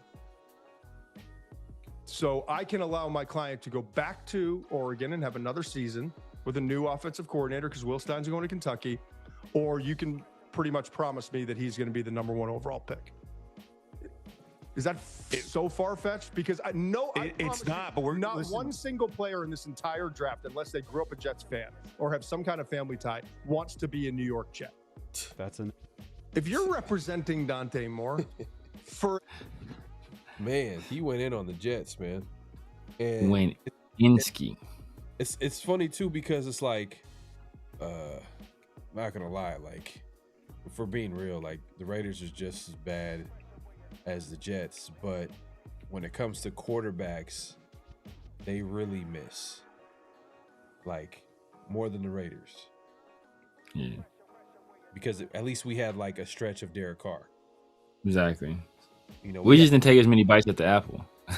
Yeah, like we had a stretch of Derek Carr, but before Derek Carr, there was like a weird stretch before that. And like, it was kind of ugly. But then we had Rich Gannon. The Jets, it's like, whew, it's been a long time before they had like something decent at quarterback. Not gonna lie, Chad Pennington. Chad Pennington's probably it. But even him, he was just like, you know, like, you know what I mean, like nothing. Middle of the road. Middle of the road. Like, we remember the name because you know, back then it was like the Raiders were good. You know what I mean? Exactly. We played them in the playoffs. I'm saying we played them in the playoffs. We did, like Chad beat them in Pennington. the playoffs.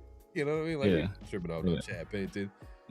Trent Green light. You know what I mean? Like, you know, ain't nobody special. You know, but I think that's what it is. Is that I think he's just speaking to like the fact is like they've been a quarterback nothing. Like they haven't been able to develop that position in a long time. So I guess that's the only thing that you can point to. But the Raiders have kind of been a bad football team for a long period of time as well. So it's like, okay, well, I mean, but I think Moore should just come out just based off like he's going to be a top 2 pick, but he could just be like, hey, I'm going to go back to school, get another year experience, ball out, and then probably go to a team that's not the Jets. Yeah. But then he's still going to go to a bad team. Like, it's like I don't. What if he just ends up like going to the Jets anyway? He does all that and still ends up with the Jets. Jets, I know, for real. You know what I mean? Oh my god, that would be You got to fire your engine at that point. But McShay's all in on Moore though. That's his number one. Yeah, like, yeah.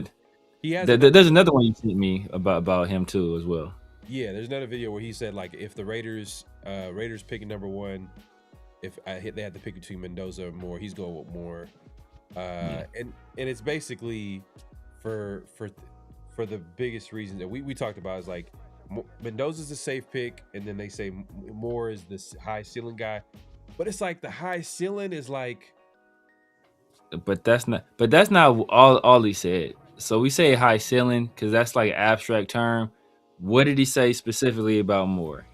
He's the best thrower of the football in all of college football. He said him. This is hella corny. I was like, it's kind of corny. It's almost a pause. It's like watching him throw the football is like reading poetry. I was like, brother, you getting close there. Yeah, you're getting a little close. But he is the best thrower, and I've said that several times. Like when I saw him throw the football as a high school, like junior, I was like, oh, this dude going to the league. This dude gonna be nice. He'll be special. And then he committed to Oregon, and then he committed to UCLA, and I saw him actually play games. I saw his first completion in college football was like a 70-yard strike to J. Michael Sturdivant. So it's like his first throw was like, okay, dang. After our other quarterback was struggling for that game. And then I also saw him go through his struggles, but through him going through those struggles, I saw him keep that same poise, that same, focus, like the same like tenets that I see in him now, I saw back then when he was like a 17-year-old, barely 18-year-old guy. So that's why I said early on in the process, like when we were talking about Antonio Pierce possibly being our head coach, I was saying Dante Moore is going to be a top 5 pick and he's going to be a Raider. I said this 2 years ago, and I was hoping we wouldn't be in position, but here we are, and I thought he was special back then. So I just think that just his ability to throw the football, his ball placement, his accuracy. It doesn't have super arm strength, but has more than enough to get it there. I think, he just throws the ball. It's his accuracy. It's like his ball placement to me stands out more than his arm strength. Yeah. You know what I mean? But even then, like Mendoza got that too. Mendoza, you know what I mean? You could argue maybe Moore has a little bit better than that, but like Mendoza got some. He has accuracy. He has arm strength. Or enough to make all the throws. You know what I mean? Yeah, more. Yeah. Both of them have more than enough to make all the throws. Like neither one of them have like a gun, but both of them have more than enough to make all the throws. Exactly. So it's like I'm trying to like, all right. It seems kind of like, all right. The one thing that you mentioned to me that I didn't think about is that the fact that he's 20 years old. He's 20, yeah. Mendoza's 22. Yeah. I don't know. When does he turn 23? I don't know if it's like that. I don't know. But I know he's 22 right now. Dante Moore won't be 21 until after the draft, so it's like several months away. So he's like a 2-year gap, basically. So there is a like level of like, all right, because one of the questions is his frame. You know what I mean? Like he's 6'3", but like he's not like a super big guy. But if you go to the NFL, you're gonna get hit by a lot of big dudes. So at the end of the day, like you're gonna have to be able to like handle that. You know what I'm saying? Like so if that's the case, then that stuff can add up. So I'm thinking but if he can gain some weight, you know what I mean? I mean right now, where is he at? Probably like 210, something like that. I would say like 6'3", 210. But I think he has the frame. Like I said before, like Jaden, you can tell by his body, Jaden's not going to gain any weight. Like what Jaden is now, that's what Jaden's going to look like basically his whole career. Dante Moore, in my opinion, has the frame to put on like good weight and then not be like disproportionate. Like I think he has wider shoulders. He doesn't have like he's like he has. How much weight? At 6'3", he only needs to put on maybe like 10-15 pounds of muscle. I think you can do that. Like really in the NFL program, you can do that in a year. So he's 2-0. He's like 2-0 something. Like 210. I think like 210, 205, 210. If he's 210, 15 pounds, not impossible. Put him on it'd be 225. But even if he's 205, get to 220, 6'3", 220. I think that's good enough weight. Yeah, that's not bad. 220, not bad. But yeah, man. McShay's all in, man. I'm kind of like, I feel like it's close. I feel like Mendoza is the safer of the pick, and that's the part I'm like, man, I'm kind of scared a little bit. It's kind of like, damn, like if he comes to the Raiders, he's gonna need some development, and the Raiders got to make sure they are on point with that. You know what I mean? Just because of the experience factor, because he's really only had like 1 year of like starting. He had a little bit like year and a half. Yeah, and it has more to do with that the study I was telling you about, like where they took all of the quarterbacks from the last 10 years, they got all their college starts, and they were comparing like the success of all these quarterbacks based off how many college starts they had. And it really didn't matter until like when you got to like that 25 to 20, you start noticing like, damn, like, whew, like some of these guys like Sam Darnold, he eventually figured it out. I think he was like one in the 25 range, like somewhere between 25 and 20 starts. He figured it out, but then you can see his process was a little bit like he went through some, you know what I mean, a roller coaster when it came to his career. Like at some point, like he was a backup, like, you know. Same thing with Mac Jones, who was also on that list, less than 20 starts. You got the Kyle Murrays, who's you probably could argue is the best, but then even him. Yeah, I mean now probably Sam Darnold's the best. I mean, you know, he's probably Tyler Murray's the most talented probably, but I think Sam Darnold probably, you know, what he's done in the last 2 years, he'd probably be the best. Right, that's fair. And then you start looking at it, you're like, man, the Mitchell Trubisky less than 20 starts, but you know what I mean? Anthony Richardson less than 20 starts. Yeah, y'all know what's going on there. And then you know, Mac Jones, who's also in there, but then you see how his career is like, you know, after that first year. So it's kind of like it's a good coaching.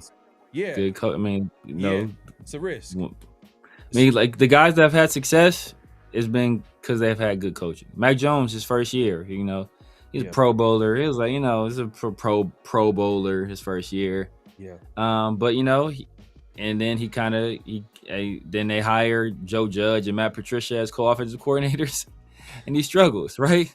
That was disgusting. But he struggles. But you know, then he gets with Kyle Shanahan and he looks good again. He's Sam Darnold. You know, he goes to all these different stops and he struggles. Then he gets with Kyle Shanahan as a backup, and then he goes to Kevin O'Connell and looks good. And now he's over there with, you know, Clint Kubiak, who was a hot commodity as a head coach, still looks good again. So, you know, I think the common denominator is coaching. But like one thing I say about Dante Moore, I think I tagged you in a tweet from Louis Riddick, and who actually, and I think we all know and respect Louis Riddick and what his opinion on guys. He's one of the few people that agree with me that had, you know, CJ Stroud over Bryce Young. I think he's one of the few people that had, you know, Jaden over Caleb Williams, if I recall correctly. But he just talked about Dante Moore, and he's talked about like how mature he was and how high his football IQ was and how emotionally mature he was. And he's talking about just like, you know, this, like how he was special, how special of a guy he was, especially at that young of an age, and how poised he was. So like I think the difference between Dante Moore and those other guys is that Dante Moore, after he left UCLA, he could have went to dang near any college he wanted to in the country. He was a 5-star. Like I think he was the second highest ranked quarterback in that quarterback class that he left. He could have went just about anywhere and demanded a starting job, but he didn't do that. He wanted to go to a place where he knew he would be developed properly, and that's why he ended up going to Oregon. And I think, you know, that's paying dividends right now. So I think that like we're holding the fact that he doesn't have those starts against him, but he could have easily gotten those starts. But he chose to go somewhere where he would get that actual development playing the quarterback position, and you know, and that's why he chose Oregon. Yeah, no, look, like I said, I think Mendoza a little safer, so I'm going that route. I feel like he's still a good prospect too. Like just got like more better. Like I don't want people to get to. I like Mendoza's a good ass prospect too. That's what I'm saying. It's like it's kind of close. So what it really comes down to is like, who do they really like? That when they hire that coaching staff, who's the coaching staff going to be all in on? Have his plan, has the system, everything set up for him to be successful, like that's what it really come down to me, in my opinion. Like, because it won't matter. Like, if Moore gets drafted, we talked about it before. Like, if Moore gets drafted and then like one guy believes in him, but the rest, everybody else is like, I don't know. You know, it's just not going to work out. But I wouldn't be mad at Moore. Hopefully they both come out and the Raiders could just lock in and just do their research all the way to the bitter end until they figure out, okay, this is our guy. And they're gonna figure that out. That's really what's gonna come down to. But I think one of the evaluations is gonna come from this game too. So make sure to tune in and watch this game, Oregon versus Indiana this Friday. So make sure to check that out. Do we have another a notable quotable? Yeah, we got Ryan Fitzpatrick. I think you're talking about Brian Flores. Yeah. So earlier we were talking about Brian Flores as a head coaching candidate. Obviously, we don't hate him as a head coaching candidate, but we also understand, like, you know, he does come with some red flags. Yeah. And you know, Ryan Fitzpatrick, he talks about, like, you know, Brian Flores with his time with the Dolphins. So here we go. I mean, I think the interesting thing with Brian Flores, when I think about him and being able to play under him for a few years, is which version of Brian Flores are we getting? And in year one with Miami, take you back to that year, I mean, Miami got rid of every good player they had, and that was the jokingly called the tank for Tua year. But I'll tell you, halfway through that year, we hadn't won a game yet. And there was a shift in the way that he was approaching his job. He was likable. He was relatable. He demanded a lot out of the players, but he was also able to get the best version of his players. And I really appreciated him for that. But as his tenure went on in Miami, he kind of became unrecognizable. A lot of the staff he brought over from New England, that was where, you know, he cut his teeth in the NFL, was there for 15 plus years as an assistant. But I think he's going to have a really hard time if you're interviewing him as a head coach. I think in the interviews, he'll be likable, he'll be relatable. But when people say, okay, give me somebody from Miami that coached under you as a reference so we can talk to them, I think he burned a lot of bridges there. I think he alienated himself from the entire staff. Instead of what you were just talking about, having the humility to ask questions, to collaborate. I think by the end of his time there, he became a dictator. He ruined a lot of those relationships that he built up through the NFL. And his ego grew so big that there wasn't any room for anyone else. And so that was why he got released at the end of his tenure in Miami. I hope, you know, we love Mike Tomlin as a leader. And I know you have some experience with Kevin O'Connell, that whole collaboration thing. I think that's, you know, McVay and the people that come up through that system, for Flores to be able to watch Kevin for a year. I hope that helps him. Yeah. Because he certainly needs some help in that department of, you know, not necessarily being a dictator and having a collaboration with the whole staff and having a lot of different voices and how. Whew. Damn. Damn, Fitzpatrick. When we there's a special word for Fitzpatrick. This man just, like, as soon as this dude's name came out to be a possible head coach candidate. Well, this clip is actually, you know, I think an older clip, but it's still kind of like, damn, you just gave teams ammunition to. I mean, at the end of the day, they're gonna find out anyway. You know what I mean? If they do their due diligence, do their research and stuff like that. So I'm not gonna say like what he did was like, but he just came out and just kind of like destroyed Brian Flores, like, as a person. Well, not as a person, but as a candidate for a head coach, because he's basically saying like he is, I want to say a cancer, but like kind of like he was the problem. But in reality, he brought, like, I'm just looking at, like, he maximized. The Dolphins weren't like a team that people had high expectations for, and he had them like competing. Yeah.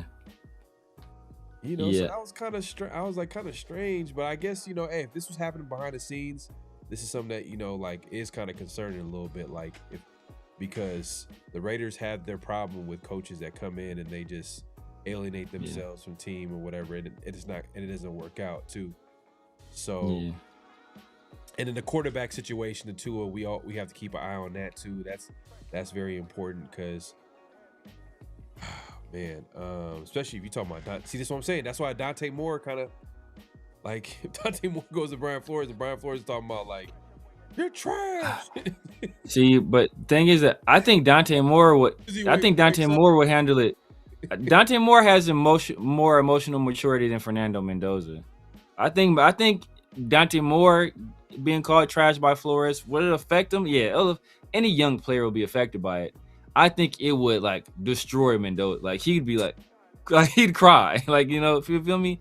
Like not because he's a punk or anything like that. I just think he's just like more emotional of a player. You see, like after the game on the field, he's like, you know, he's just an emotional person, and it's not a bad thing necessarily because you want your leader to be able to show emotion because people can relate to emotion, but you want them to be too emotional, and you know that's also a red flag. But like the thing about talking about Brian Flores is that, you know, like people don't put things in proper context. Because while he's there in Miami, remember, he was approached by the ownership telling him, yo, you got to lose games. And for every game you lose, I think it was like $100,000 they were going to give him. So like when somebody is telling you to like do something that betrays your integrity and sullies the game of football, a game that at one point, Brian Flores was talking about he was making like $400 a week or something like that, like living out of his car, like doing all kind of crazy stuff, just trying to get his shot. So you've worked this hard just to get your shot.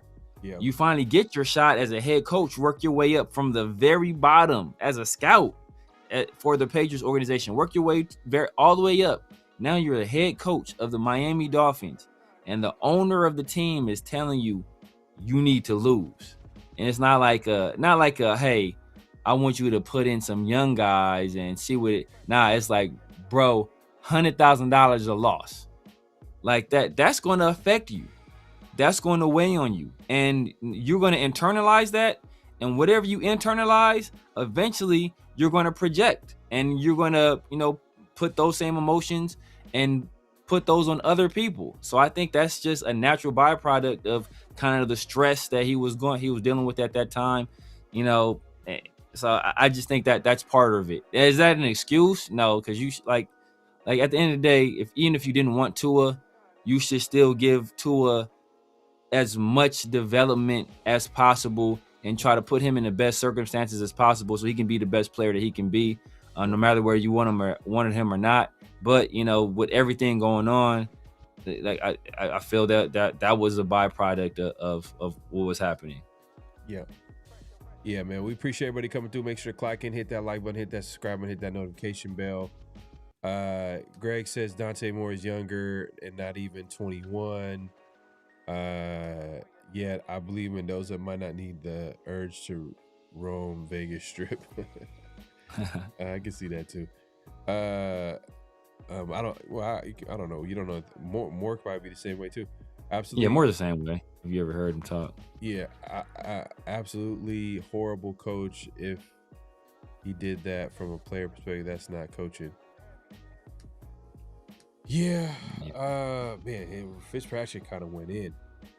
Yeah, and but the damning statement was like if he called anybody from the Dolphins, like he would have a hard time. They would have a hard time finding anybody that would actually vouch for him. I was like, damn.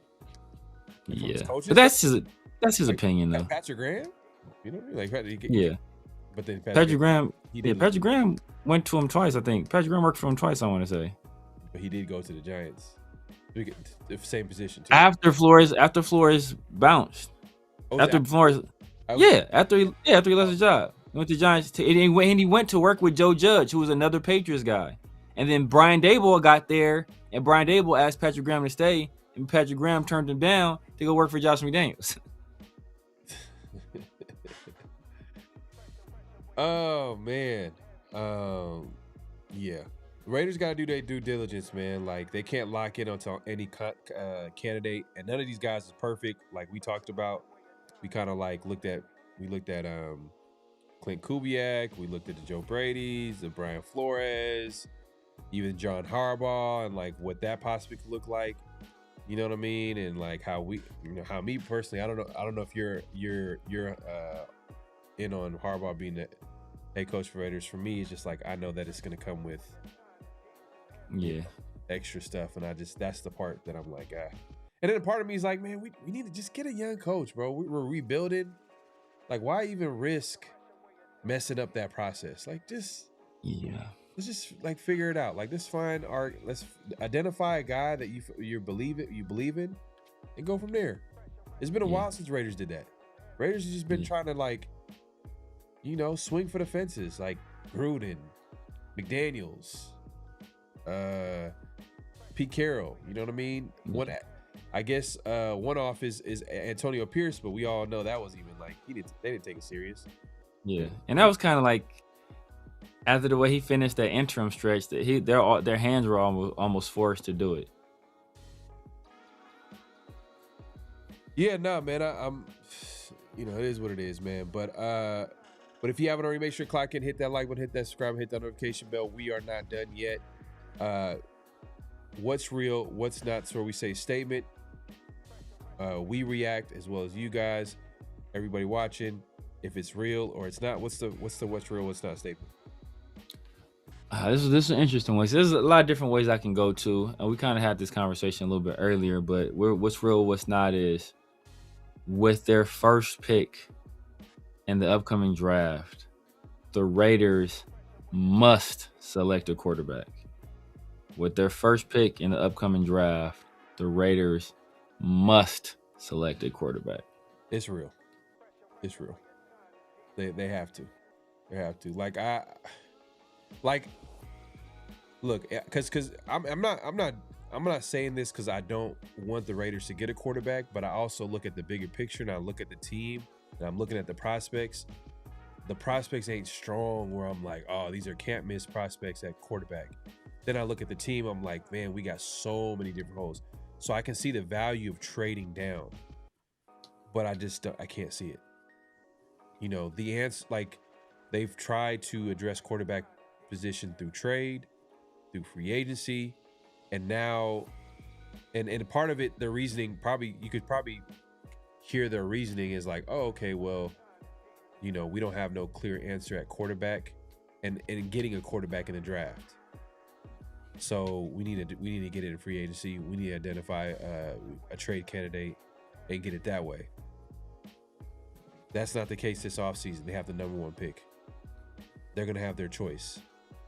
Hopefully between Moore and Mendoza. If one just comes out, then it's like, man, I'd rather have them have options and actually like, all right, break down which these quarterbacks like actually fit what they do. And be like, oh, okay, this is the guy that they want. This is the guy that they believe in. This is the guy that they want to build around. This is the guy that they envision to lead the franchise. Instead of just being like settling for, because what happens in a situation if they're all in on Moore and he doesn't come out and then they have those. Like, I don't want that to be the situation. You get what I'm trying to say?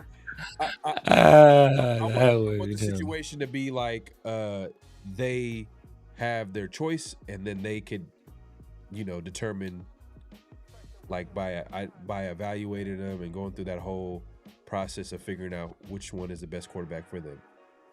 You know what I'm saying? So I'm going to say real. My answer is real. The Raiders have to take a quarterback. They have to. With their first pick. First round. Yeah, they have to. Number one overall pick. Like, they can't. It is what it is, bro. Like, there is no Myles Garrett. There is no Calvin Johnson. There isn't no like generational left tackle. You know what I mean? There is no generational player where it makes you be like, oh, okay, we should go this route because these quarterbacks are really not as good. Even though like that's how valuable the quarterback position is like they don't have to be generational to be taken number one. Yeah. So it's real for me. What's your take? It's not real for me. And I always have the opinion that you shouldn't let need or outside pressure or expectations dictate what you do in a particular draft or with a particular draft pick. You have to do what's best for the organization, not only at the time, but what you think will be best for the organization going forward. And if the Raiders, as improbable as this is, if they're not sold on either one of these guys being a franchise quarterback, then they are duty bound to not select them, right? You cannot, I made this example, like when I was talking to somebody else, like you don't marry a girl just because like that's the only girl that's willing to marry you at that particular time. Like, right. You don't be like, yeah, ain't nobody else trying to marry me. I need to get married. Like, hey, let's get married. That's likely not going to work, especially if you don't feel that's the person for you. What you do is you improve yourself. You get in shape, you get a better job, you improve your style, your hygiene, maybe you get a house, and you do these other things, and then you become more attractive, and then that expands your options, and then you can get the girl that you want, that you desire, and who you feel is wife material, rather than just marrying somebody out of obligation, right? So if the Raiders aren't convinced that either one of these guys, and like that might not be the case at all. They may love one of them. They may love both of them. But on the off chance that they don't feel that they're sold on either one of these guys, then you have to trade the pick. You have to trade the pick. Like you are obligated to trade the pick if you're not sold on these guys at quarterback. Because people always think about like what people don't look at is opportunity cost, right? You don't look at what this pick does, or what this pick costs, or what this item costs, right? You look at what you would have done with that asset had you not used it here. So if the Raiders draft a quarterback at 1 that they're not sold on, that means they likely can't draft a quarterback in the first round or the first couple of rounds next year, because they have to see that through. So not only are you costing yourself the asset of a number 1 overall pick, you're costing yourself the opportunity to trade back and acquire more picks and to fill out your roster, but you're also costing yourself an opportunity to draft a quarterback early next year in case this guy who you're not truly sold on doesn't work, because you almost have to give him the opportunity to battle through whatever early struggles he has, unless you like Arizona Cardinal, Josh Rosen, how they drafted, but that wasn't a number 1 overall selection. So you paint yourself into a corner if you're not sold on either one of these quarterbacks. So I don't think that will be the case, but if that is the case, then they cannot select a quarterback number 1 overall. I hear you, but like you said the Raiders have to take a. You said the question or the statement was the Raiders have to take a QB with their first pick? Yeah. And that's my answer's still real. It's still real. I hear what you're saying. Like at the end of the day, like it kind of goes back to what we said earlier. Like no matter the quarterback, they have to be all in on it. So that's pretty much what you're saying. If they're not all in on both quarterbacks, then they shouldn't force the pick, which I agree, but I don't think that's the case with this. If more Mendoza come out, I don't think it's the case. But damn, imagine a situation where they trade down, get a draft haul, whatever the case may be. Some team trades up, they trade down, they get multiple first round picks, second round pick, and then they draft Drew Aller in like this is the second round or something like that, or third round. What's funny is that Todd McShay hates Drew Aller. He hates Drew Aller. He hates Drew Aller as much as he loves Dante Moore. Like that's how much he hates Drew Aller. Who's been his guys? Like what's McShay's over the years? I'm trying to. I don't even remember. I don't remember either, to be honest with you. Remember, Jackson Dart. Jackson Dart was his guy. Like, that was my guy. Remember, I kept sending you stuff from McShay talking about Jackson Dart. I'm like, hey, but look, Jackson Dart, bro. He was his number, like number 2 quarterback or something? He was number 2. Yeah, he was his number 2.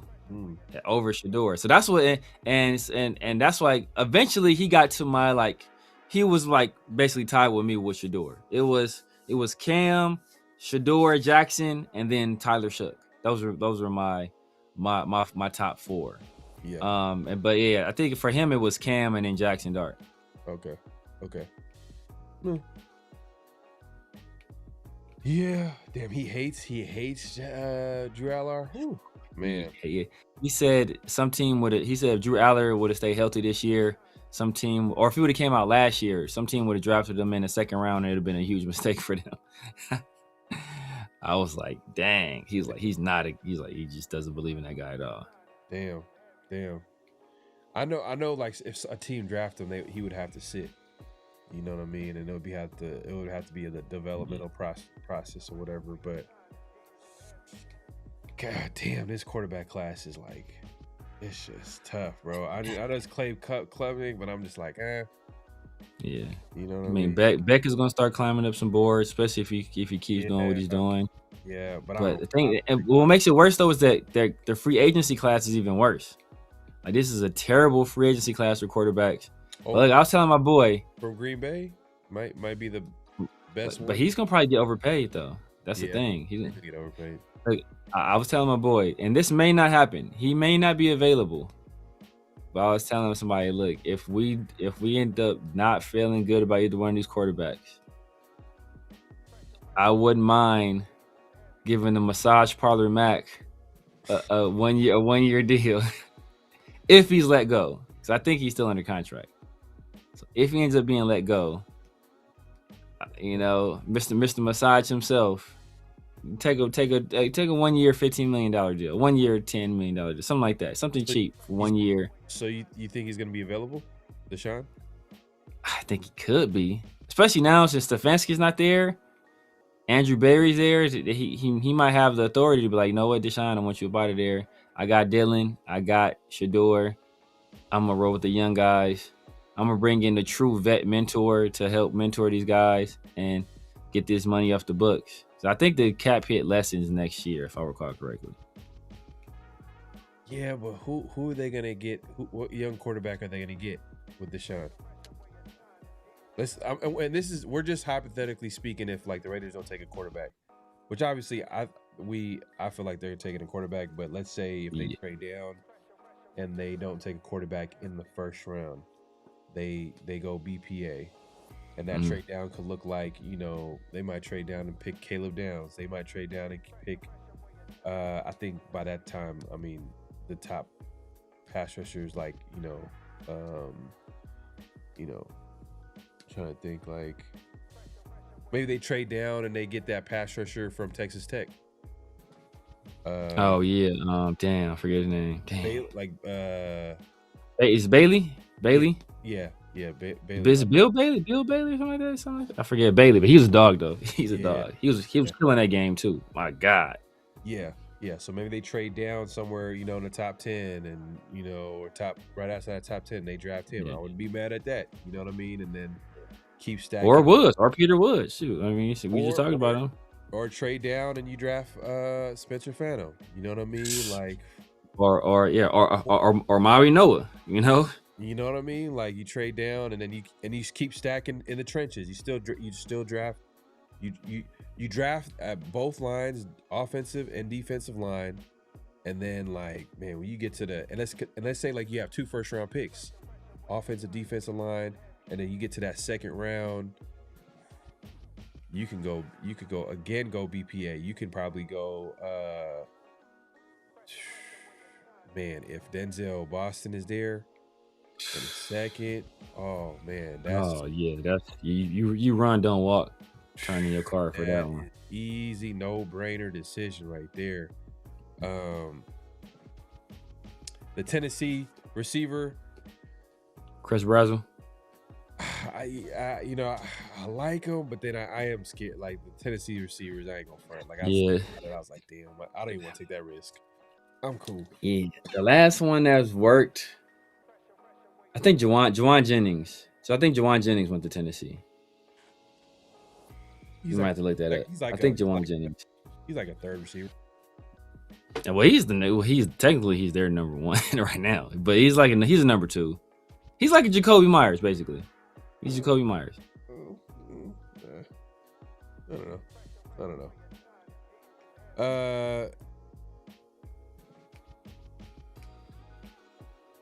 But yeah, man, we appreciate everybody coming through. Make sure to clock in, hit that like button, hit that subscribe button, hit that notification bell.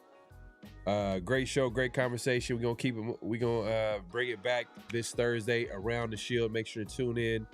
Hopefully we'll try to get a guest, and we'll have another great conversation about the Raiders offseason. The head coaching candidates is fluid. Everything is coming in every day. So I know that the Raiders have requested to speak to Van Joseph and Clint Kubiak. So that's going to be interesting.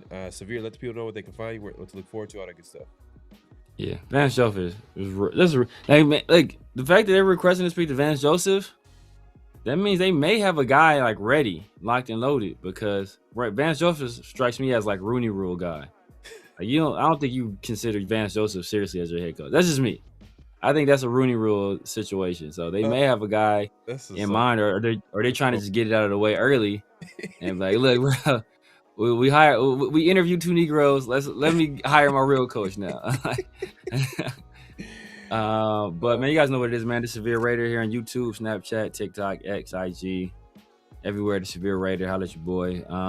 Make sure you hit that like button, subscribe, hype the video, leave a comment. And man, hey, Sundays and Wednesdays, my guys, Protect the Shield, Christian Protect the Shield, and 805 Raider, the Raider Roar Room, obviously Tuesdays and Thursdays with PharoahNFL, with the 50-50 show and Around the Shield. I am actually planning to go to the draft in Pittsburgh. I'm setting it in motion. So if y'all gonna be out there, holla at your boy. If y'all gonna be out there. So I'm trying to get some cracking. Meet as many people as I can. So if y'all planning on going, let me know. Oh man, I wish it was like in Vegas too. That would have been clean. Yeah, Pittsburgh is kind of disgusting. Yeah, but man, hey, number one pick. Yeah, damn, the Raiders got the number one pick. Damn, but I got PTSD because I've seen so many like so many moments where like I always think about the Cleveland Pharaoh. And the dude just put on his hoodie and just turned away. That was crazy, but yeah, make sure to if you guys haven't already, make sure to follow Around the Shield on social media, on IG, on X. Obviously, follow me on PharoahNFL everywhere on social media. Obviously, if you haven't subscribed, definitely do so. We're gonna do the show Around the Shield later this week. Tune in. We'll be back 50-50 show next Tuesday. We appreciate everybody coming through. On the way out, make sure to clack out, hit that like button, hit that subscribe button, hit that notification bell. Any last words before we head out, Severe? Nah, man, it's interesting to see what this coaching staff, his coaching search is going to look like. Like I already said, man, Mike Floor and Brian Flores, those are my top 2 candidates, man. But hey, this is exciting times, man. Coaching hires, draft time, like number 1 overall pick. This is the most enjoyment Raider fans get during the football season.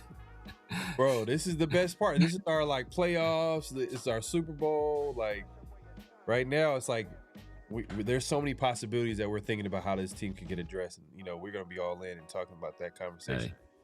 Hey, that's a good one. That's a good one by Coach. That's a good point. I would do that, but they're so thirsty for jobs, or so they're so eager to get their name out there that they don't want to do it. But Coach has a good comment right there. Yeah, no, facts. That's why I was like, when you said it, I was like, damn, like that's crazy, man. I was dying laughing, but it's an ugly truth though. Yeah.